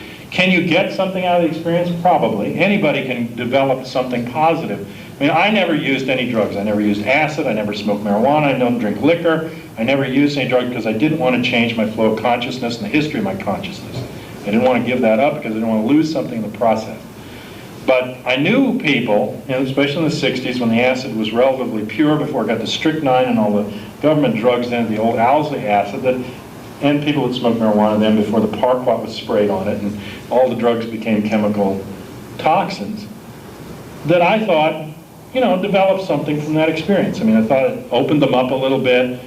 I found that when I was around people that were stoned, I had an easier time relating to them than people that weren't stoned for the most part. It was sort of like they had my sense of humor and they caught up with me a little bit and had a better time with them. And so, but I never got stoned. I mean, I never did it. But so, on the other hand, I knew of people that took acid and had, horribly bad experiences with it. So I think it's like anything else. And it might be, in some cases, a mystical or trans-dimensional experience of some kind, or it might even be an extraterrestrial experience. All I'm saying is that there is another thing going on. There's another level of manipulation going on. And when somebody like Strieber, who's written these books on black magic and now writes this book backing up this Majestic 12 stuff, which I know Majestic 12 is supposed to be this group of 12 people in the government that are working for the aliens, and they have these documents. The documents are fake. They aren't legitimate intelligence documents. I've showed him Fletcher Prouty's seen them. He's the guy that was portrayed as Mr. X in the JFK film, and a longtime intelligence operative, and he knows that they're not real documents. But these are put forward, and Strieber backs this stuff up. And Strieber has this book saying, I had this experience, and here's my address. And if you had this experience write to me, I would not write to that guy. I would not let that guy know that I had that experience, because to me, it's just classic sort of information gathering in a vacuum cleaner. And they say, yeah, we got you. You think you were abducted by a UFO, so, you got the message. And now we'll tell you what it meant, and we'll put you in touch with the UFO or whatever. I just don't trust the approach. I think, any experience can be positive. My experience with a flying saucer in the 1950s when I was 5 years old was probably the most positive thing that happened to me in terms of UFOs, because I saw the human pilot. I didn't understand it when I was 5. I understand it now I'm 45, that human pilot in there was an Army operative, probably out of Hubbard or wherever they were flying them from, flying the damn thing. But I mean, I knew it was a human being. It didn't look like all the pictures that they had in the flying saucer magazines, these little green guys. It looked like a human being. So, I understood it later. So I'm not, even if you, but if you, what I'm saying is if you connect with one of these phony UFO experiences, you're in trouble. And you're not going to have a very positive thing out of it. And they are manipulating it. And Jacques Vallée, I think if you haven't read him yet, read his books, especially the recent ones, Revelations and Messengers of Deception, and these other ones, because that's a real scientist that's looking at this stuff, and he doesn't know what it is yet. He thinks it might be dimensional, but he also knows it's being manipulated. Well, but in the scientific community, I mean, serious scientists completely dispute the fact that there could be any aliens here, just because of the way that the universe is laid out in the first place. Enormous distances between. It's just absolutely impossible for it. I don't know of any really serious scientists who say that this is plausible at all. So I don't understand where all this propaganda, why it's being so easily digested by the community. What is it? Well, part of the reason I think it's easily digested, and many religions are digested, is because people want a solution. They want a saucer being to come down and save the world, because they can't figure out how to save the world, and they're afraid to take responsibility for changing things. And it's easier to believe that than to believe what you have to do and go through to really change the situation and take responsibility for your life. Leave it up to the saucer beings. They're watching. They're going to take care of it. They know better than me. And, they'll save the planet. I can't. I'm just a little schmuck. I can't do anything. They told me that on TV. I can't do anything. And, I can't run City Hall, and I'm powerless. So, I don't think people are apathetic. I think people are trained that they have no power, no control, no ability to do anything. They're given that message over and over until they start to believe it. But they're given that message because if they did understand the power that they have, they'd be a problem. And so they're told they can't change anything, and it's useless to try to do anything, And in fact, when they do start to try to do things, the government comes in and tries to stop them or divide them or whatever. But if you're conscious, it's not hard to see that stuff when it happens, and it's not hard to get around it. You know, it takes some thinking, it takes some work, but I mean, people can work together. You know, and people can understand what the real difference is and stop fighting each other and playing out. And then if you have real human trust or real human community, that's the acid test. The agent can't get past that. The agent doesn't understand anything about that. You know, and the agent just comes in and does what they're told to do, but it can't make a difference. And that's how things, you know, move forward. I mean, the Indian government had agents, the British had agents in India, but they couldn't stop Gandhi. They couldn't stop him. They couldn't stop him with a gun because he had Satyagraha, he had the Truth Force. He said, I don't want to get nonviolent with you now. He understood what was happening, you see. And that force of understanding is much more powerful than a gun. I had people come at me with fists and knives when I was a little kid, and I refused to fight. Most people try to beat me up, I'd start laughing. Because to me it was absurd. I mean, we all have arms, and we have fists, and we can do this, and we can swing it, and we can hit each other, and we can make each other fall down. So what? So what? That means something about you or about me? You swung and I fell down, or I swung and you fell down, that means something? I just would start to laugh, and then the people trying to hit me was like, what are you laughing at? You're not supposed to be laughing, you know, you're supposed to be quaking in fear, I guess, you know. I said, I'm laughing at you, what are you doing? You know, and it got through on a human level to a lot of people. I mean, I don't say I never got hit, I did, but, you know. It was more important to me to do that than to swing back and reinforce the programming, you know. I just didn't want it. So, you know, by the time I was supposed to register for the draft, I knew I wasn't going to pick up a gun and go kill somebody miles away. I mean, I freaked out when I was 10 years old, and they had these little desks, chair and a desk together, and they said there was going to be this big bomb, the atomic bomb. I didn't know what it was, a big bomb. It was going to blow everything, and the roof might collapse, the windows might fall in, and I was supposed to get under this little desk, you know, with this little thing over my head about that big, and crouch on this little desk with this bomb. I mean, it was my first, like, real political realization. I was with insane people. These people that I had entrusted my little 10-year-old life to were out of their goddamn minds. I mean, they were telling me there was this horrible bomb, and all they wanted me to do was get under this stupid desk. I mean, and then I found out it's a real seminal experience. I talked to all these people that grew up in the 50s and 60s, and they had different things. Some wore tags, name tags, during the drills so they could be identified after they were dead. And now, but think about what this does to the consciousness of a 10-year-old kid, even if they don't admit it to themselves or deal with it at the moment. This is very frightening. And they had other people go out in the hallway and open up the locker and stick their head in the locker and tell it to pack. You know, like an ostrich. It's not happening. There isn't a bomb out there. I have my head in the locker. I don't see it. It's not there. You know. I mean, this is what you're supposed to do for an atomic bomb. And I wouldn't get under the desk. I got sent to the principal's office. You know, and years later, I read about Dorothy Day. Dorothy Day, Catholic Workers Movement, a nonviolent political activist. They had whole city drills in New York where you're supposed to go down in these air raid shelters and wait for the bomb, and she wouldn't go down. She sat in Central Park and she got arrested for civil disobedience and got in the paper. And the next time they had one, 25 people got arrested. And the next time they had one, 150 people got arrested. And the next time they had 5,000 people in Central Park who wouldn't go down in the air raid shelter, and they quit doing them. That's the way you take the government off your back. You just say, I'm not playing this game anymore. This is ridiculous. Take your bomb off my back. That's what she said. You know, come and tell me to get down in a damn hole, get rid of that bomb. Yeah. Are there any national sources of news that are not owned or controlled or manipulated by corporate America?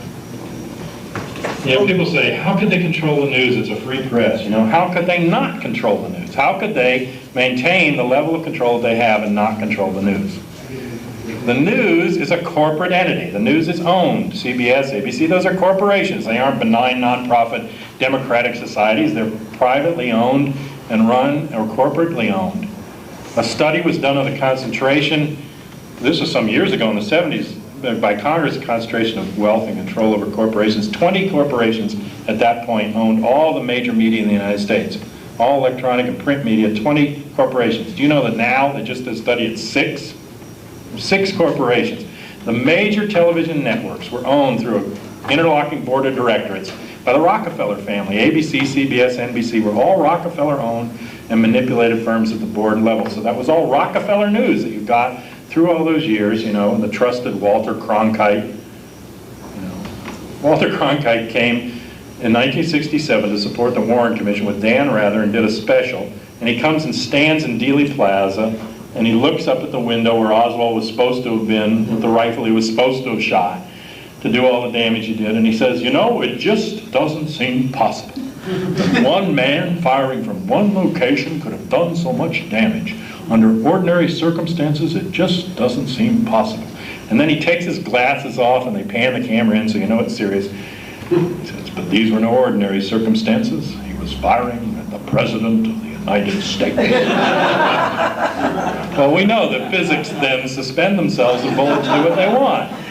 He's firing at the President of the United States, for heaven's sake.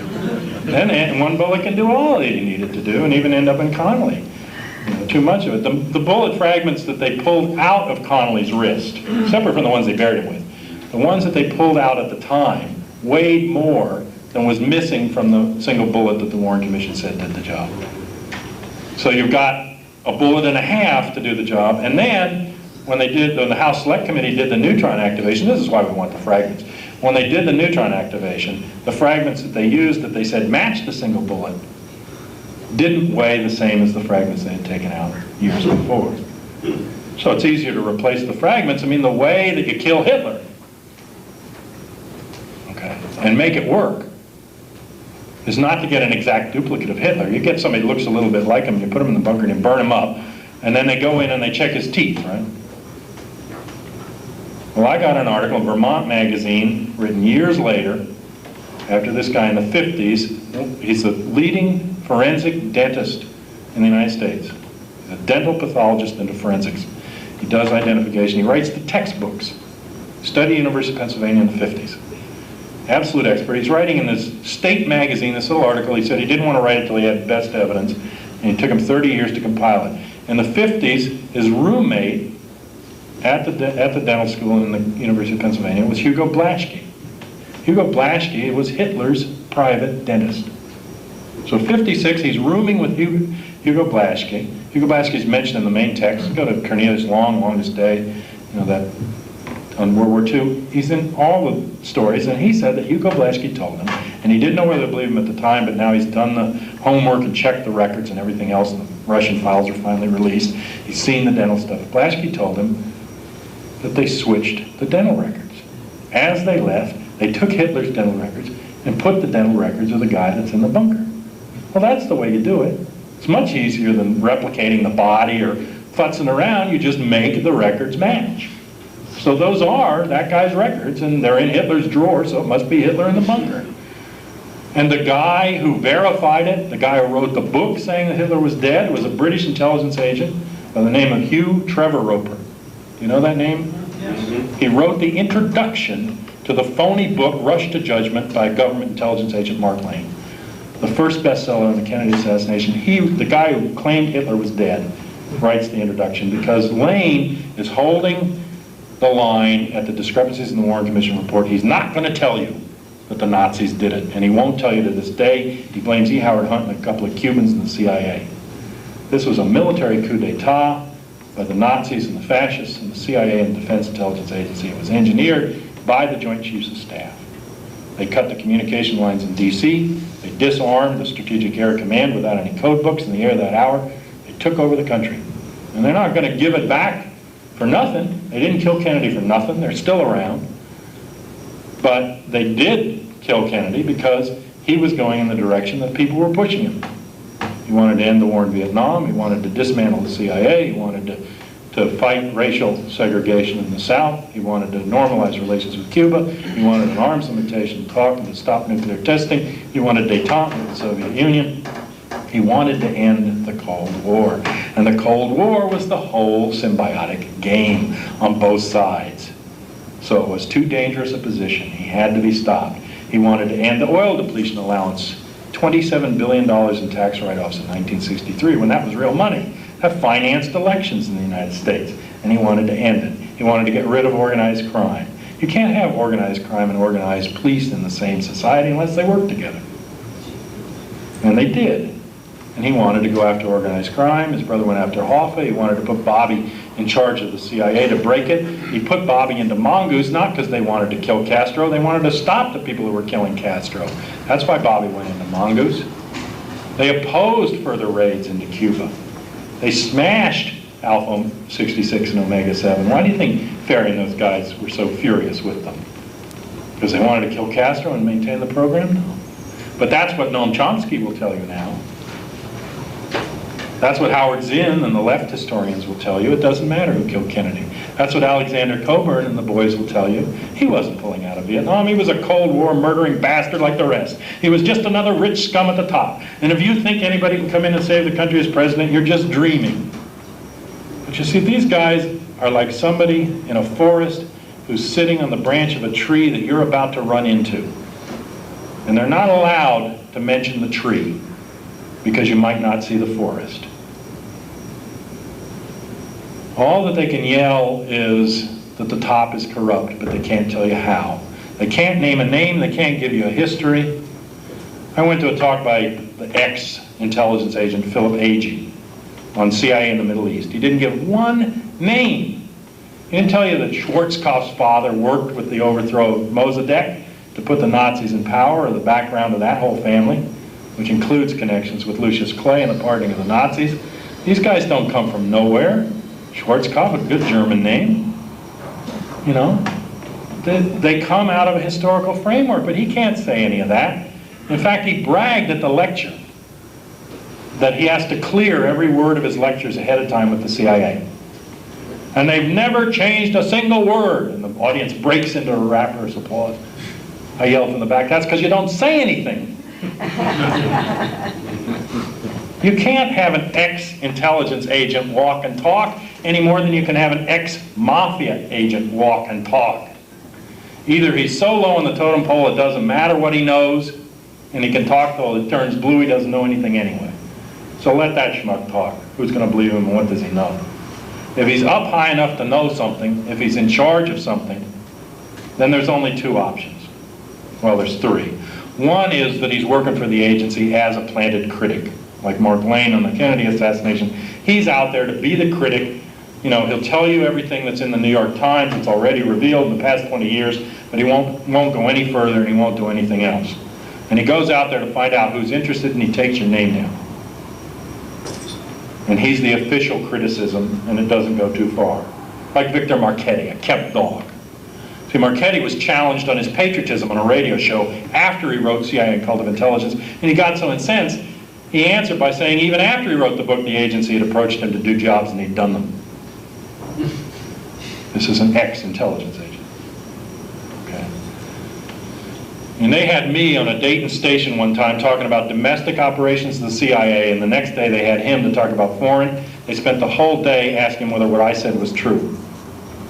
And he had to admit, you know, he'd said that they debriefed at the CIA about Clay Shaw, you know, concerned about Oswald, and all the connections that I had made. He balked because I had said that the CIA was studying ethnically oriented chemical biological weapons in the 1940s and 50s.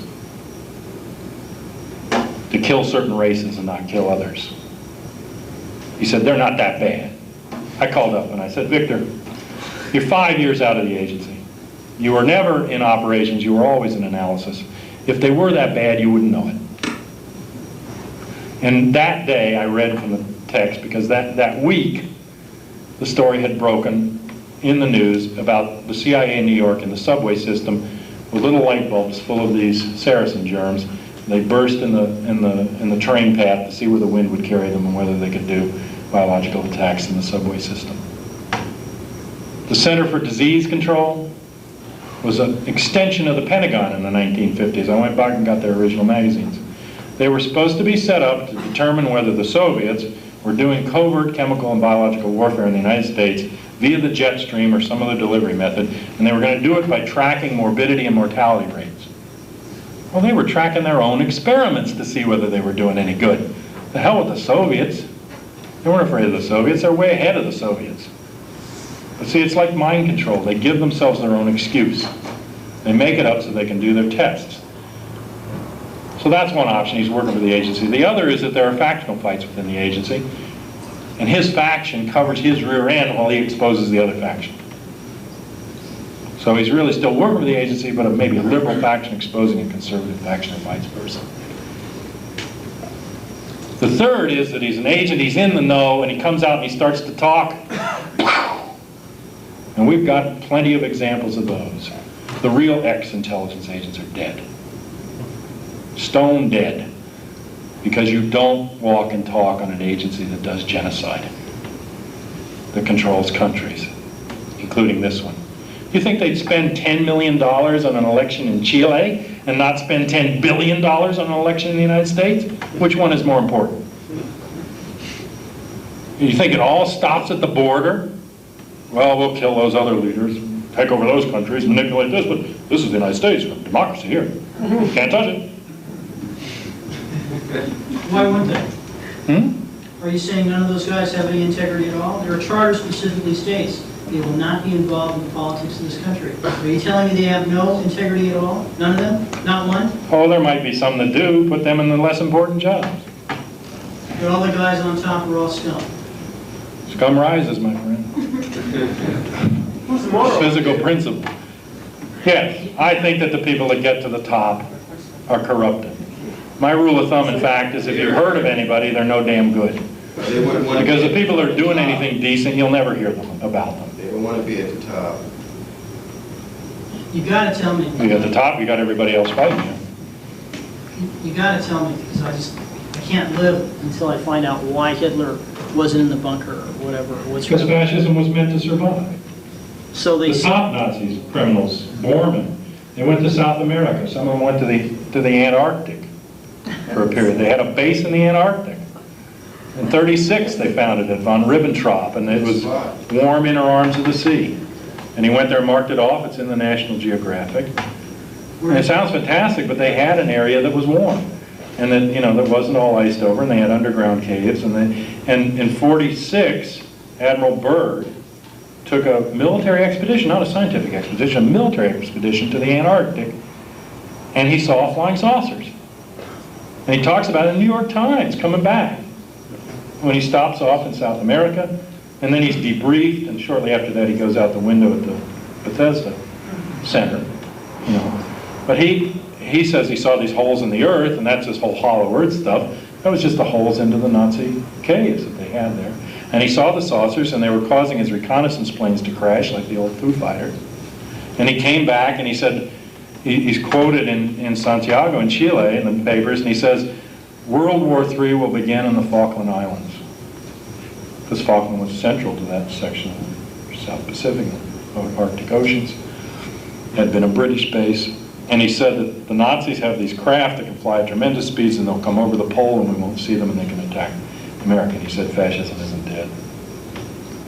So that's the secret. Fascism doesn't die. That's the biggest Cold War secret. Bigger than the lie about the communists is that the fascists retrenched, regrouped, as they did at the end of World War I, they did in World War II. They went underground, they came in, they formed our CIA, they formed military intelligence here, and formed the whole military-industrial complex in the Southern Rim economy. And so, they're really what's at the top. I mean, are these fascists and proto-fascists. They don't have any integrity, any respect for human life or anything else. You don't have to control everybody in an agency. People say, how could you control a newspaper? There's all these reporters, blah, blah, blah. All you have to have in your pocket is the owner of the newspaper, the final editor, and the assignment editor. The assignment editor sends the CIA guy to do the CIA story, and he sends the honest guy to do the unimportant story. The final editor catches the things that go through the crack, and the owner resolves the dispute. You don't have to control everybody to control a society. It doesn't have to be a conspiracy of thousands and thousands of people in on the know. In fact, the less that know, the better. That's what need to know is. But you have a few at the top, and you can compromise and corrupt the whole system. And they were doing these things, and they can get good people to do bad things because they give them an excuse. The Soviets are going to brainwash us. We don't know anything about it. You've got to help us study. The scientist says, okay, I'm proud. I'll do a job for my country. I'll protect us. I'll protect us from nuclear attack. I'll protect us from terrorism. I'll protect us from mind control. Not understanding that they're establishing the conditions for the manipulation itself. Well, to get back to the original question, Hitler did not die in the bunker? No. Neither did Ewen. Neither did Ewen. Are they dead now? Probably by now, yeah. So they were taken to the Antarctic? They spent a period in the Antarctic at a base, and then they were taken up into South America. They were in different countries, but there were South American fascists that allowed Otto Skorzeny and Bormann specifically move the money, and then these other Nazis transplanted there. A great number, thousands of them, came in the United States, but not Hitler, not the top echelon. They stayed in other countries. Thank you. So, I don't know why would they want to kill John Lennon? I mean, I never got. Because he was a tremendous voice. If he had called for a public demonstration, he would have had 1 million people in the street the next day. They had silenced him on drugs for a long period. I think myself that his wife was involved in that. Wittingly or not, I think she got him onto the heroin.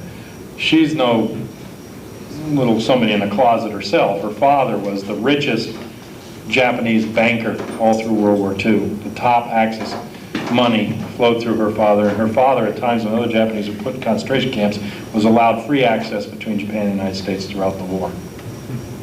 That's Ono, that's the family. She's still one of the richest people in the world.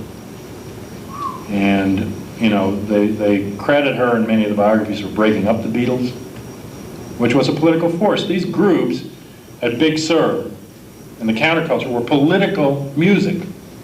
They were creating a whole alternate consciousness, and many of them died very violently, supposedly on drug overdoses, but these people didn't have to get street drugs cut with strychnine and battery acid.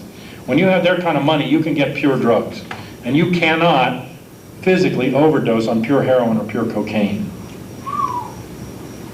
I got that from Reader's Digest, Illicit and Illicit Drugs, an extensive study. They took people who had never done any drugs and pumped them with more than a long-term heroin addict takes in a day, and they don't OD when it's pure stuff, which means that what they're ODing on, they say in DC about every 6 months, they say, well, a batch of pure heroin came into town and 12 addicts died. I said, well, first of all, the economy is impossible. Who would make pure heroin when you're making a profit by cutting it? So you're not going to let a bad, oops, forgot the talcum. But the pure heroin wouldn't kill them. See, it's the contaminants in it that does the overdose. You'd have to take over 2 grams of cocaine sniffed to even get to the point of going unconscious, according to these articles. Pure cocaine. Now what you're sniffing from the street is something else. But I was at a conference where these forensic scientists, and they were looking at me, most of them cops. I was at the back, and they had a display of these 2 pewter jars, or little dishes, petri dishes you call them, like use them in chemistry, and they had a little line of green leaves, and it was marijuana. And this guy had a thing that looked like a microphone with a square head, and it went back on a telephone cord to a little box with a light on it. And he passed it over the first plate, and a little bell would ring, ring, ring, ring, as he passed it over, and the light would light up. And all the cops are like, what's that? He says, gentlemen, this machine can detect any amount of marijuana. Pocket litter, a little bit in a rug, anything left, this can pick it up. Ring, ring, ring, and he's getting the reaction.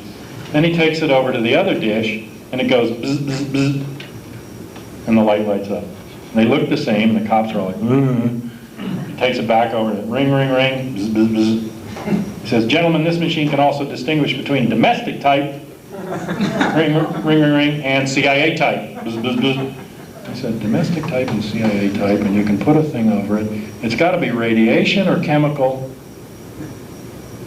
Right? I mean, what does that mean? And the cops all went, They know the difference. And I talked to people who smoked marijuana and got stoned pleasantly. I talked to other people who had very bad experiences with marijuana. So what are they giving you? They're giving you their drugs. They control the market. Independent dealers in Dayton, Ohio, once the Cleveland Syndicate got in there by the mid-'60s, either dealt their drugs at their prices, left town, quit dealing, or they had 3 bullet holes right here. And that took about a month before there were no independent labs, no independent dealers. It was mafia, CIA drugs all the way, and you dealt what they wanted or you didn't deal. Okay, and so that idea of like drugs is sort of the counterculture, you know, rebellion against the state. They were drugging you, and they were making the profit off of it. They make over $1 million a day on heroin alone, just on heroin, in Harlem alone.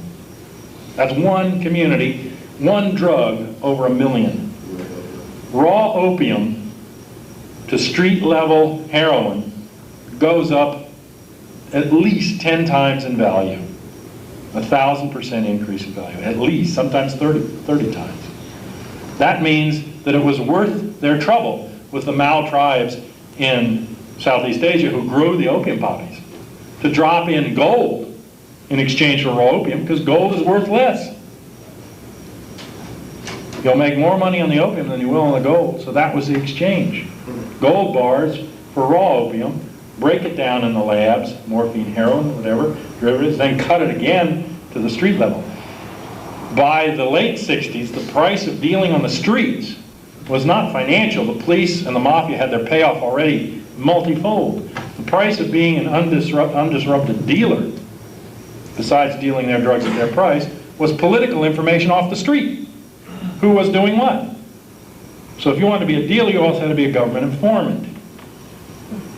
Okay? And that was the way they ran the system. And that's why the Panthers, H. Rap Brown in a shootout with the drug dealers, the Panthers tried to get the drugs out of the community. Blacks plus drugs equals genocide was their pamphlet. Michael DeRuba Moore. So they know, I mean, the crack cocaine doesn't go into the majority of cocaine users are using this pure powder, and they're middle-class white executives and well-paid. They got the money. And the graffiti in New York is, cocaine is God's way of telling you you're making too much money. But on the street, for the black and the Hispanic, it's the crack, the deadly drug. You know, it's developed in a different lab, but that's not just random chance. Blacks don't like crack and whites like powder. It's a whole system of what drug's going to be available and what damage will it do, which one's going to be the political nemesis, which one's allowed. You know, it's all controlled. They brought those heroin into the community in Watts in the 1920s right after they rioted, one of the earliest race riots. They brought the drugs in, the mafia, to calm them down. It's social control. It's like the opium wars in the British, China, and the colonial control there with the opium. What about the Civil War? There was thought to abolish slavery. Well, you might think a bunch of whites went out and fought each other to abolish slavery, but I think most black people know better than that. The history books will tell you Yes, that. the history books will tell you. What was the real reason of the war? It was an economic war, essentially, between interests in the North and South Nothing to do with over tariffs and, you know, production and what was going to sell in a certain way, you know. The Emancipation Proclamation was basically a very restricted document that said slavery ends in those areas controlled by the rebellious states. The non-rebellious states, there wasn't emancipation. It was just in the rebellious states. And the main reason they were doing that is they were hoping for black uprisings in the states, you know, where that was happening. They weren't winning the war for a long time. I mean, you know, they had pretty bad generals and things. But, I mean, you know, they'll tell you anything in a history book to distort what actually happened. But, you know, it's the real history of this country is That's just when a it history really all of started. privilege. That's where all the conspiracies, all that bullshit started. Well, it starts with concentration of wealth, but the real big family money, which was government-backed, the robber barons in the 19th century then transmit into the Industrial Revolution. They buy the means of production and become the super rich. But those family things, sometimes they came over even from England or elsewhere with the money and already a fortune to invest. You know, but for a long time it was an open season because outside of the native population that we discovered, there wasn't anything in the way between each coast for just, you know, flat out raw material grab. The way Gould and those guys had to make their fortunes after that first rush went through was that, like, Gould got a government domain 10 miles either side of a railroad that he built. He owned the land 10 miles either side of the railroad. So any town that came up in the railroad for commerce, he owned all the property. And that was state protected. It was eminent domain. So a lot of these guys didn't rely on invention or, you know, great intelligence. They relied on scams and government protection of their wealth. And federal domination. took advantage of a moment. And Kennedy wealth comes from, they had money too, and family. But the boys went against the father. What do you think about what the FDA is, I'm sorry, about what the FDA is doing right now, trying to ban vitamins and herbs and stuff? Well, I think it's similar to, to the purges of witches and healers earlier. I mean, I think they want to maintain health as a profitable alternative, and they want people to lock themselves into, the hospitals and the standard AMA health system because they can charge you a lot more for that than it costs you to take care of yourself. So I think it's basically just baseline profit motive, to get you to go into, and then if you go into that system to take care of your health, you have to pay tremendous insurance. Because one hospital visit can be tens of thousands of dollars. It would break the back of 90% of the population to go to the hospital. So then you have to pay the insurance companies, and the insurance companies and the doctors then conspire to raise the prices of things in an escalating nightmare, so that we're now to the point that you can't afford the medicine, you can't afford insurance, you can't afford anything, and then you get vast numbers of people disenfranchised from the medical system, but they don't have the knowledge about nutrients and about vitamins and health and self-healing that would make it possible for them to cut themselves off. Except there are things that modern medicine can do with intervention that probably you couldn't do with herbal cures. Like if somebody's dying from years of cholesterol buildup and a vein is closed, and they do an intrusion and open the vein up, let the blood back through, otherwise the person within a certain number of hours has a stroke or dies. But if the person had been eating healthy for those 20 years, then they wouldn't have the buildup. And you know what I mean? It's like they can probably come in on a crisis, but they can't compare to preventive, healthy approaches to life. So that's what I think it is. It's mostly just a profit motive. They don't want you to cure yourself. Hi, my roommate in high school and college was Diane Russell, who's May's daughter. And I listened to a lot of her tapes, and May used to always say that she thought she was going to get it someday. And she was pretty healthy to me. And, she died of cancer quite quickly. Yeah. I mean, do you feel that she was given cancer? And if so, Well, May had extensive files on cancer. Cancer was a weapon. It was studied as a weapon. They brought a specialist from Nazi Germany who had isolated cancer-causing viruses in the 1940s. Well, actually in the 30s, I think he isolated the first one about 36, but he worked on it in the 40s as a weapon for the Nazis. And he was brought to Fort Detrick, which was the main chemical and biological warfare testing area in the 50s, and did work there for about 2 years. Not all cancers are viral, but apparently, from what I was reading, vaginal cancers, which is supposedly what May had. I mean, we have to rely on these doctors at Stanford. She always talked about Stanford being a center of intelligence activity in her tapes too. So a lot of people wanted her to use an alternative method for healing, and instead she went to back to the doctors at the end, and people were kind of surprised that she would rely on them. And we don't know what real situation was. They diagnosed a tumor. They told her they removed the tumor, and 97% was gone, and they gave her some chemotherapy, and they said she'd go into remission. And she went back in there six weeks later or something after she had the last treatment, and they told her, your body's full of cancer, you're dead in six months at most. And then she went into a hospice. So they could have planted cancer there. They certainly could have introduced these cancer-causing agents. David Ferry, the guy that figures into the Kennedy assassination, had hundreds of white rats in his apartment. He and Dr. Mary Sherman were injecting them with cancer cells and feeding them cancer cells to induce cancer. She wrote an article later on the results saying that they could induce it both ways in these rats in the Louisiana Medical Journal, and then she herself died very violently also. Both of them were murdered. In fact, accounts on her, one account is that she was shot, another was that she was stabbed to death, and both accounts say she was burned alive.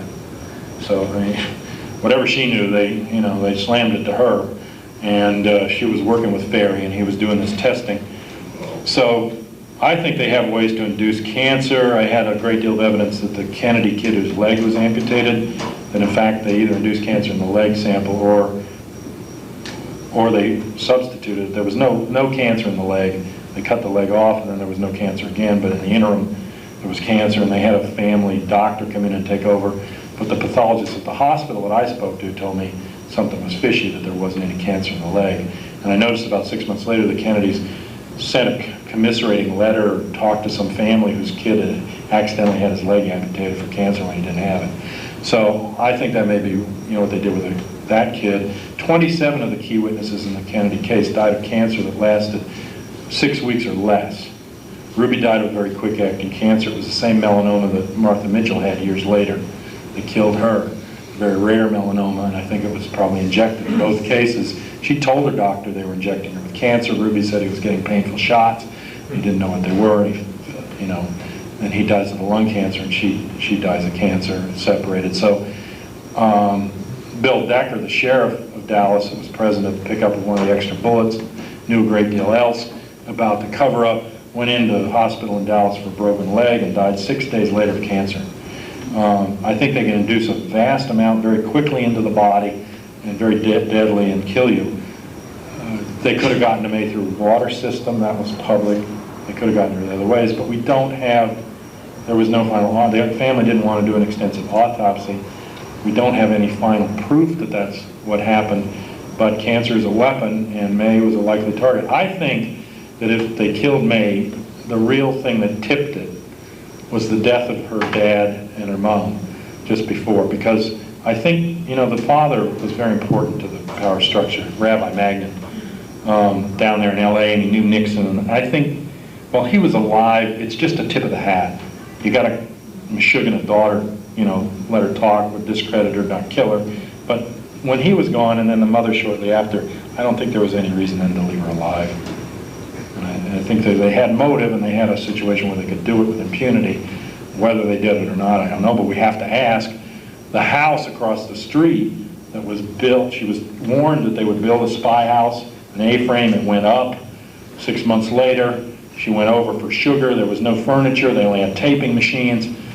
The whole time that I was packing her materials, they were pounding and building, like I thought they were building something over there. But now I realize they must have been emptying it. And the morning of her death, about 7 in the morning, the house caught fire and burned to the ground. And the Carmel Register, the Little Valley Register newspaper, had an article saying the fire chief would not release the names of the owners of the house, the tenants of the house, whether they were in the house at the time of the fire or the cause of the fire. Well, what's the secret? Carmel, a little rich community, what's the difference who owned the house unless it was something fishy? The guy had to be told not to release anything. And we went over and photographed the cars were burned out nearby. We photographed the license plates, tried to track them down. One researcher said that there was an early title of the house that involved E. Howard Hunt. But whether they, in fact, did something, whether they can, there's some indications I've seen in scientific literature that microwaves can induce cancer. So it could have been put that way. But you can't put it past them, but I'm just saying we never had any final proof. But May would have been suspicious. Certainly.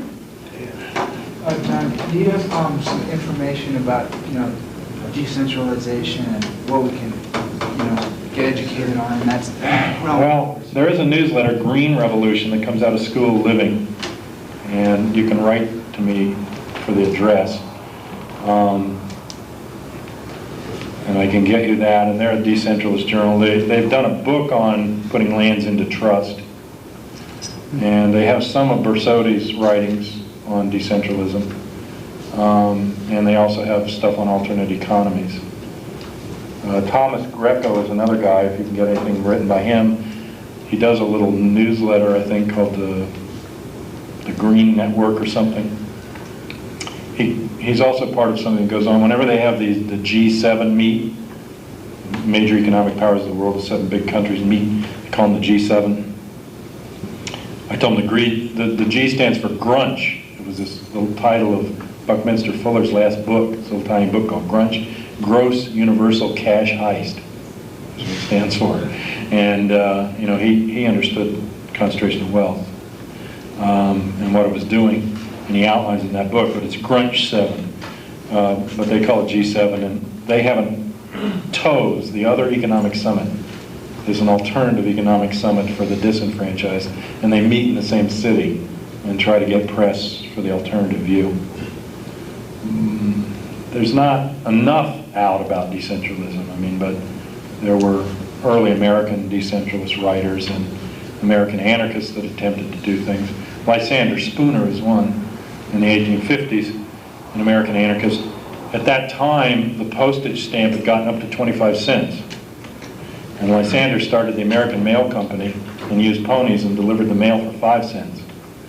So all the business went to him. He had a successful business and he ran it at a profit but didn't overcharge people.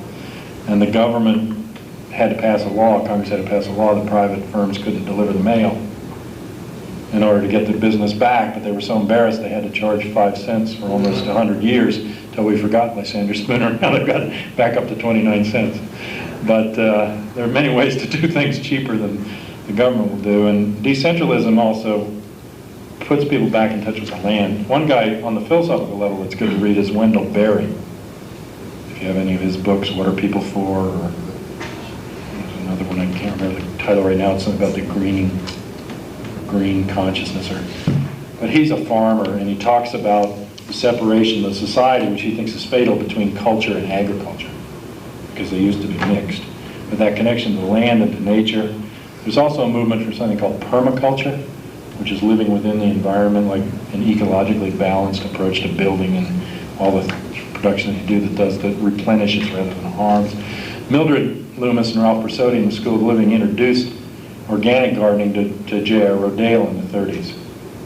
And Rodale carried that out into a major campaign, Organic Gardening and Farming magazine, and that's very important too, all the land's being eroded and devalued. So there's many aspects, but the most important one, I think, is to get people back in touch with deciding about their own lives. I think if democracy has a meaning, real democracy has a meaning, the word means that the people who make decisions about things that affect their lives are the people being affected. In other words, democracy's goal would be to have everyone affected by a particular decision participate in that decision. And if that's a real definition of democracy, I think it is, you can see how far removed we are from what democracy should or could be. Because most of us live our lives in, like Thoreau said, desperation, where our decisions are made outside of our hands and without any knowledge. And we have a horrible educational system. It's mostly a propaganda system. And now it doesn't even educate you how to read or tremendous illiteracy. They don't want anyone to know anything. In fact, the FBI has a program to ask librarians who's taking out what books in the library now. They want to know who's reading certain things. So it's really a subversive activity now to read, besides being a lost art after television. But there's a lot out there if you want to read it. Dulles said of the Warren Commission stuff, go ahead and print the evidence, nobody will read it anyway. Yeah, I was just wondering if you had any information about the Rajneesh movement. I mean, it's a very interesting... I felt that the guy that heading up the Rajneesh movement was under control of that family that brought him in. They paid his way in and they supported him for a long time. And the woman, Ma Anand, I think was the name, was part of that family, and really I thought was the control. I thought that the long silence or the blissed out state was actually a drug state that they had him in, and that he was under their manipulation and control. He may have had some consciousness, he may have been some sort of a guru in India that developed himself, but I think the sponsorship by this, I think it's a British family that brought him in. And that woman, as far as I could tell, was very evil, very manipulative. Within the group, she was the one that was going to poison the water supply in that town in Oregon, so everyone would be homesick on voting day, and they could vote themselves into political office. And she had also conspired to kill some of the people in the community. I was very suspicious of the nationwide recruitment by bus of homeless people. And the homeless were eventually dumped back out in the street in these little towns in Oregon that couldn't even deal with them. They didn't have bus fare. Why was he ousted? They were ousted, I felt, because they complained. They were brought in and they were being given injections. They didn't know what they were. I felt that it was recruitment for mind control. I have an article from the American Psychiatric Association Journal. The California Psychiatric Association gave them a sort of seal of approval as an alternate psychiatric facility for these homeless people. And knowing what I know of the psychiatric profession, they wouldn't do that if these people weren't drugging them to a large extent. They were given something to drink each day. They were told were beer, and they said it wasn't beer, didn't taste like it. 1,000 of them tried to bring a class suit, 1,000 of the homeless that were brought there, because they felt that they'd been manipulated or drugged or made sick by what they were being given there. And it got no press attention. I don't think it ever made it to court before the thing blew up. There were some local reporters, and I think it's called the Oregon Beacon or something like that, a little local newspaper up there in the town, that started to do an expose similar to the Jonestown stuff right before they broke. And they had a series of good articles about the manipulation going on. I also thought it was significant that Patricia Ryan, or not Patricia Ryan, the other Ryan daughter, Congressman Ryan, had killed at Jonestown in Port Kaituma. His daughter was part of that organization. He was just sort of rolling in his grave. But, you know, I don't know. Some people say the books are useful that he wrote, but I think whatever he said at a particular time was lost under the control of this person, and that it became a very malevolent and controlled situation. Can you explain really quickly why the government or whoever would be promoting these groups, what the particular reason is, John? Well, I tried to give some reasons at the beginning of the talk, but I think diversion from political action would be a primary one. I meant beyond that, why would they actually slaughter whole groups of people? What are they? Well, I think they slaughtered the people in Jonestown because there was tremendous evidence of the medical manipulation. In other words, Ryan broke the seal of secrecy in the operation by going down there as a member of Congress, and they were giving Congress a warning, don't stick your nose in our business, and they shot him. The only congressman killed in the line of duty. And they killed specific people there. They wounded some others, but they left them alone, and they walked through and they looked for certain faces, they turned the bodies over, and they blew off the heads, and they were described as programmed assassins, as people who looked through you instead of at you with no human affect while they did the murdering. These were clockwork assassins. And they were part of the kill teams there, and they ran the camp. It was an armed camp. And I think that when Ryan went in and broke it open, they couldn't afford any further investigation, and they had to pull the plug. And they had already inculcated the suicide story as an explanation, so they tried to make people believe that the mass murder was a suicide. They killed all the weak people first. They gathered the people in the jungle and strangled or shot them over several days and dragged them back. They let them rot in the jungle to the point that no identification or even simple fluid autopsy could be done. The American College of Medical Examiners wrote an open letter to the U.S. Army Pathology Division and the Center for Disease Control and the teams that went in there, chiding them for not doing the simplest fluid autopsy that would have shown cyanide on site. The Armed Forces Pathology Division arrived in Air Force planes to assist Mutu on the basis of a call for help, and said when they got there they had forgotten to bring their medical bags.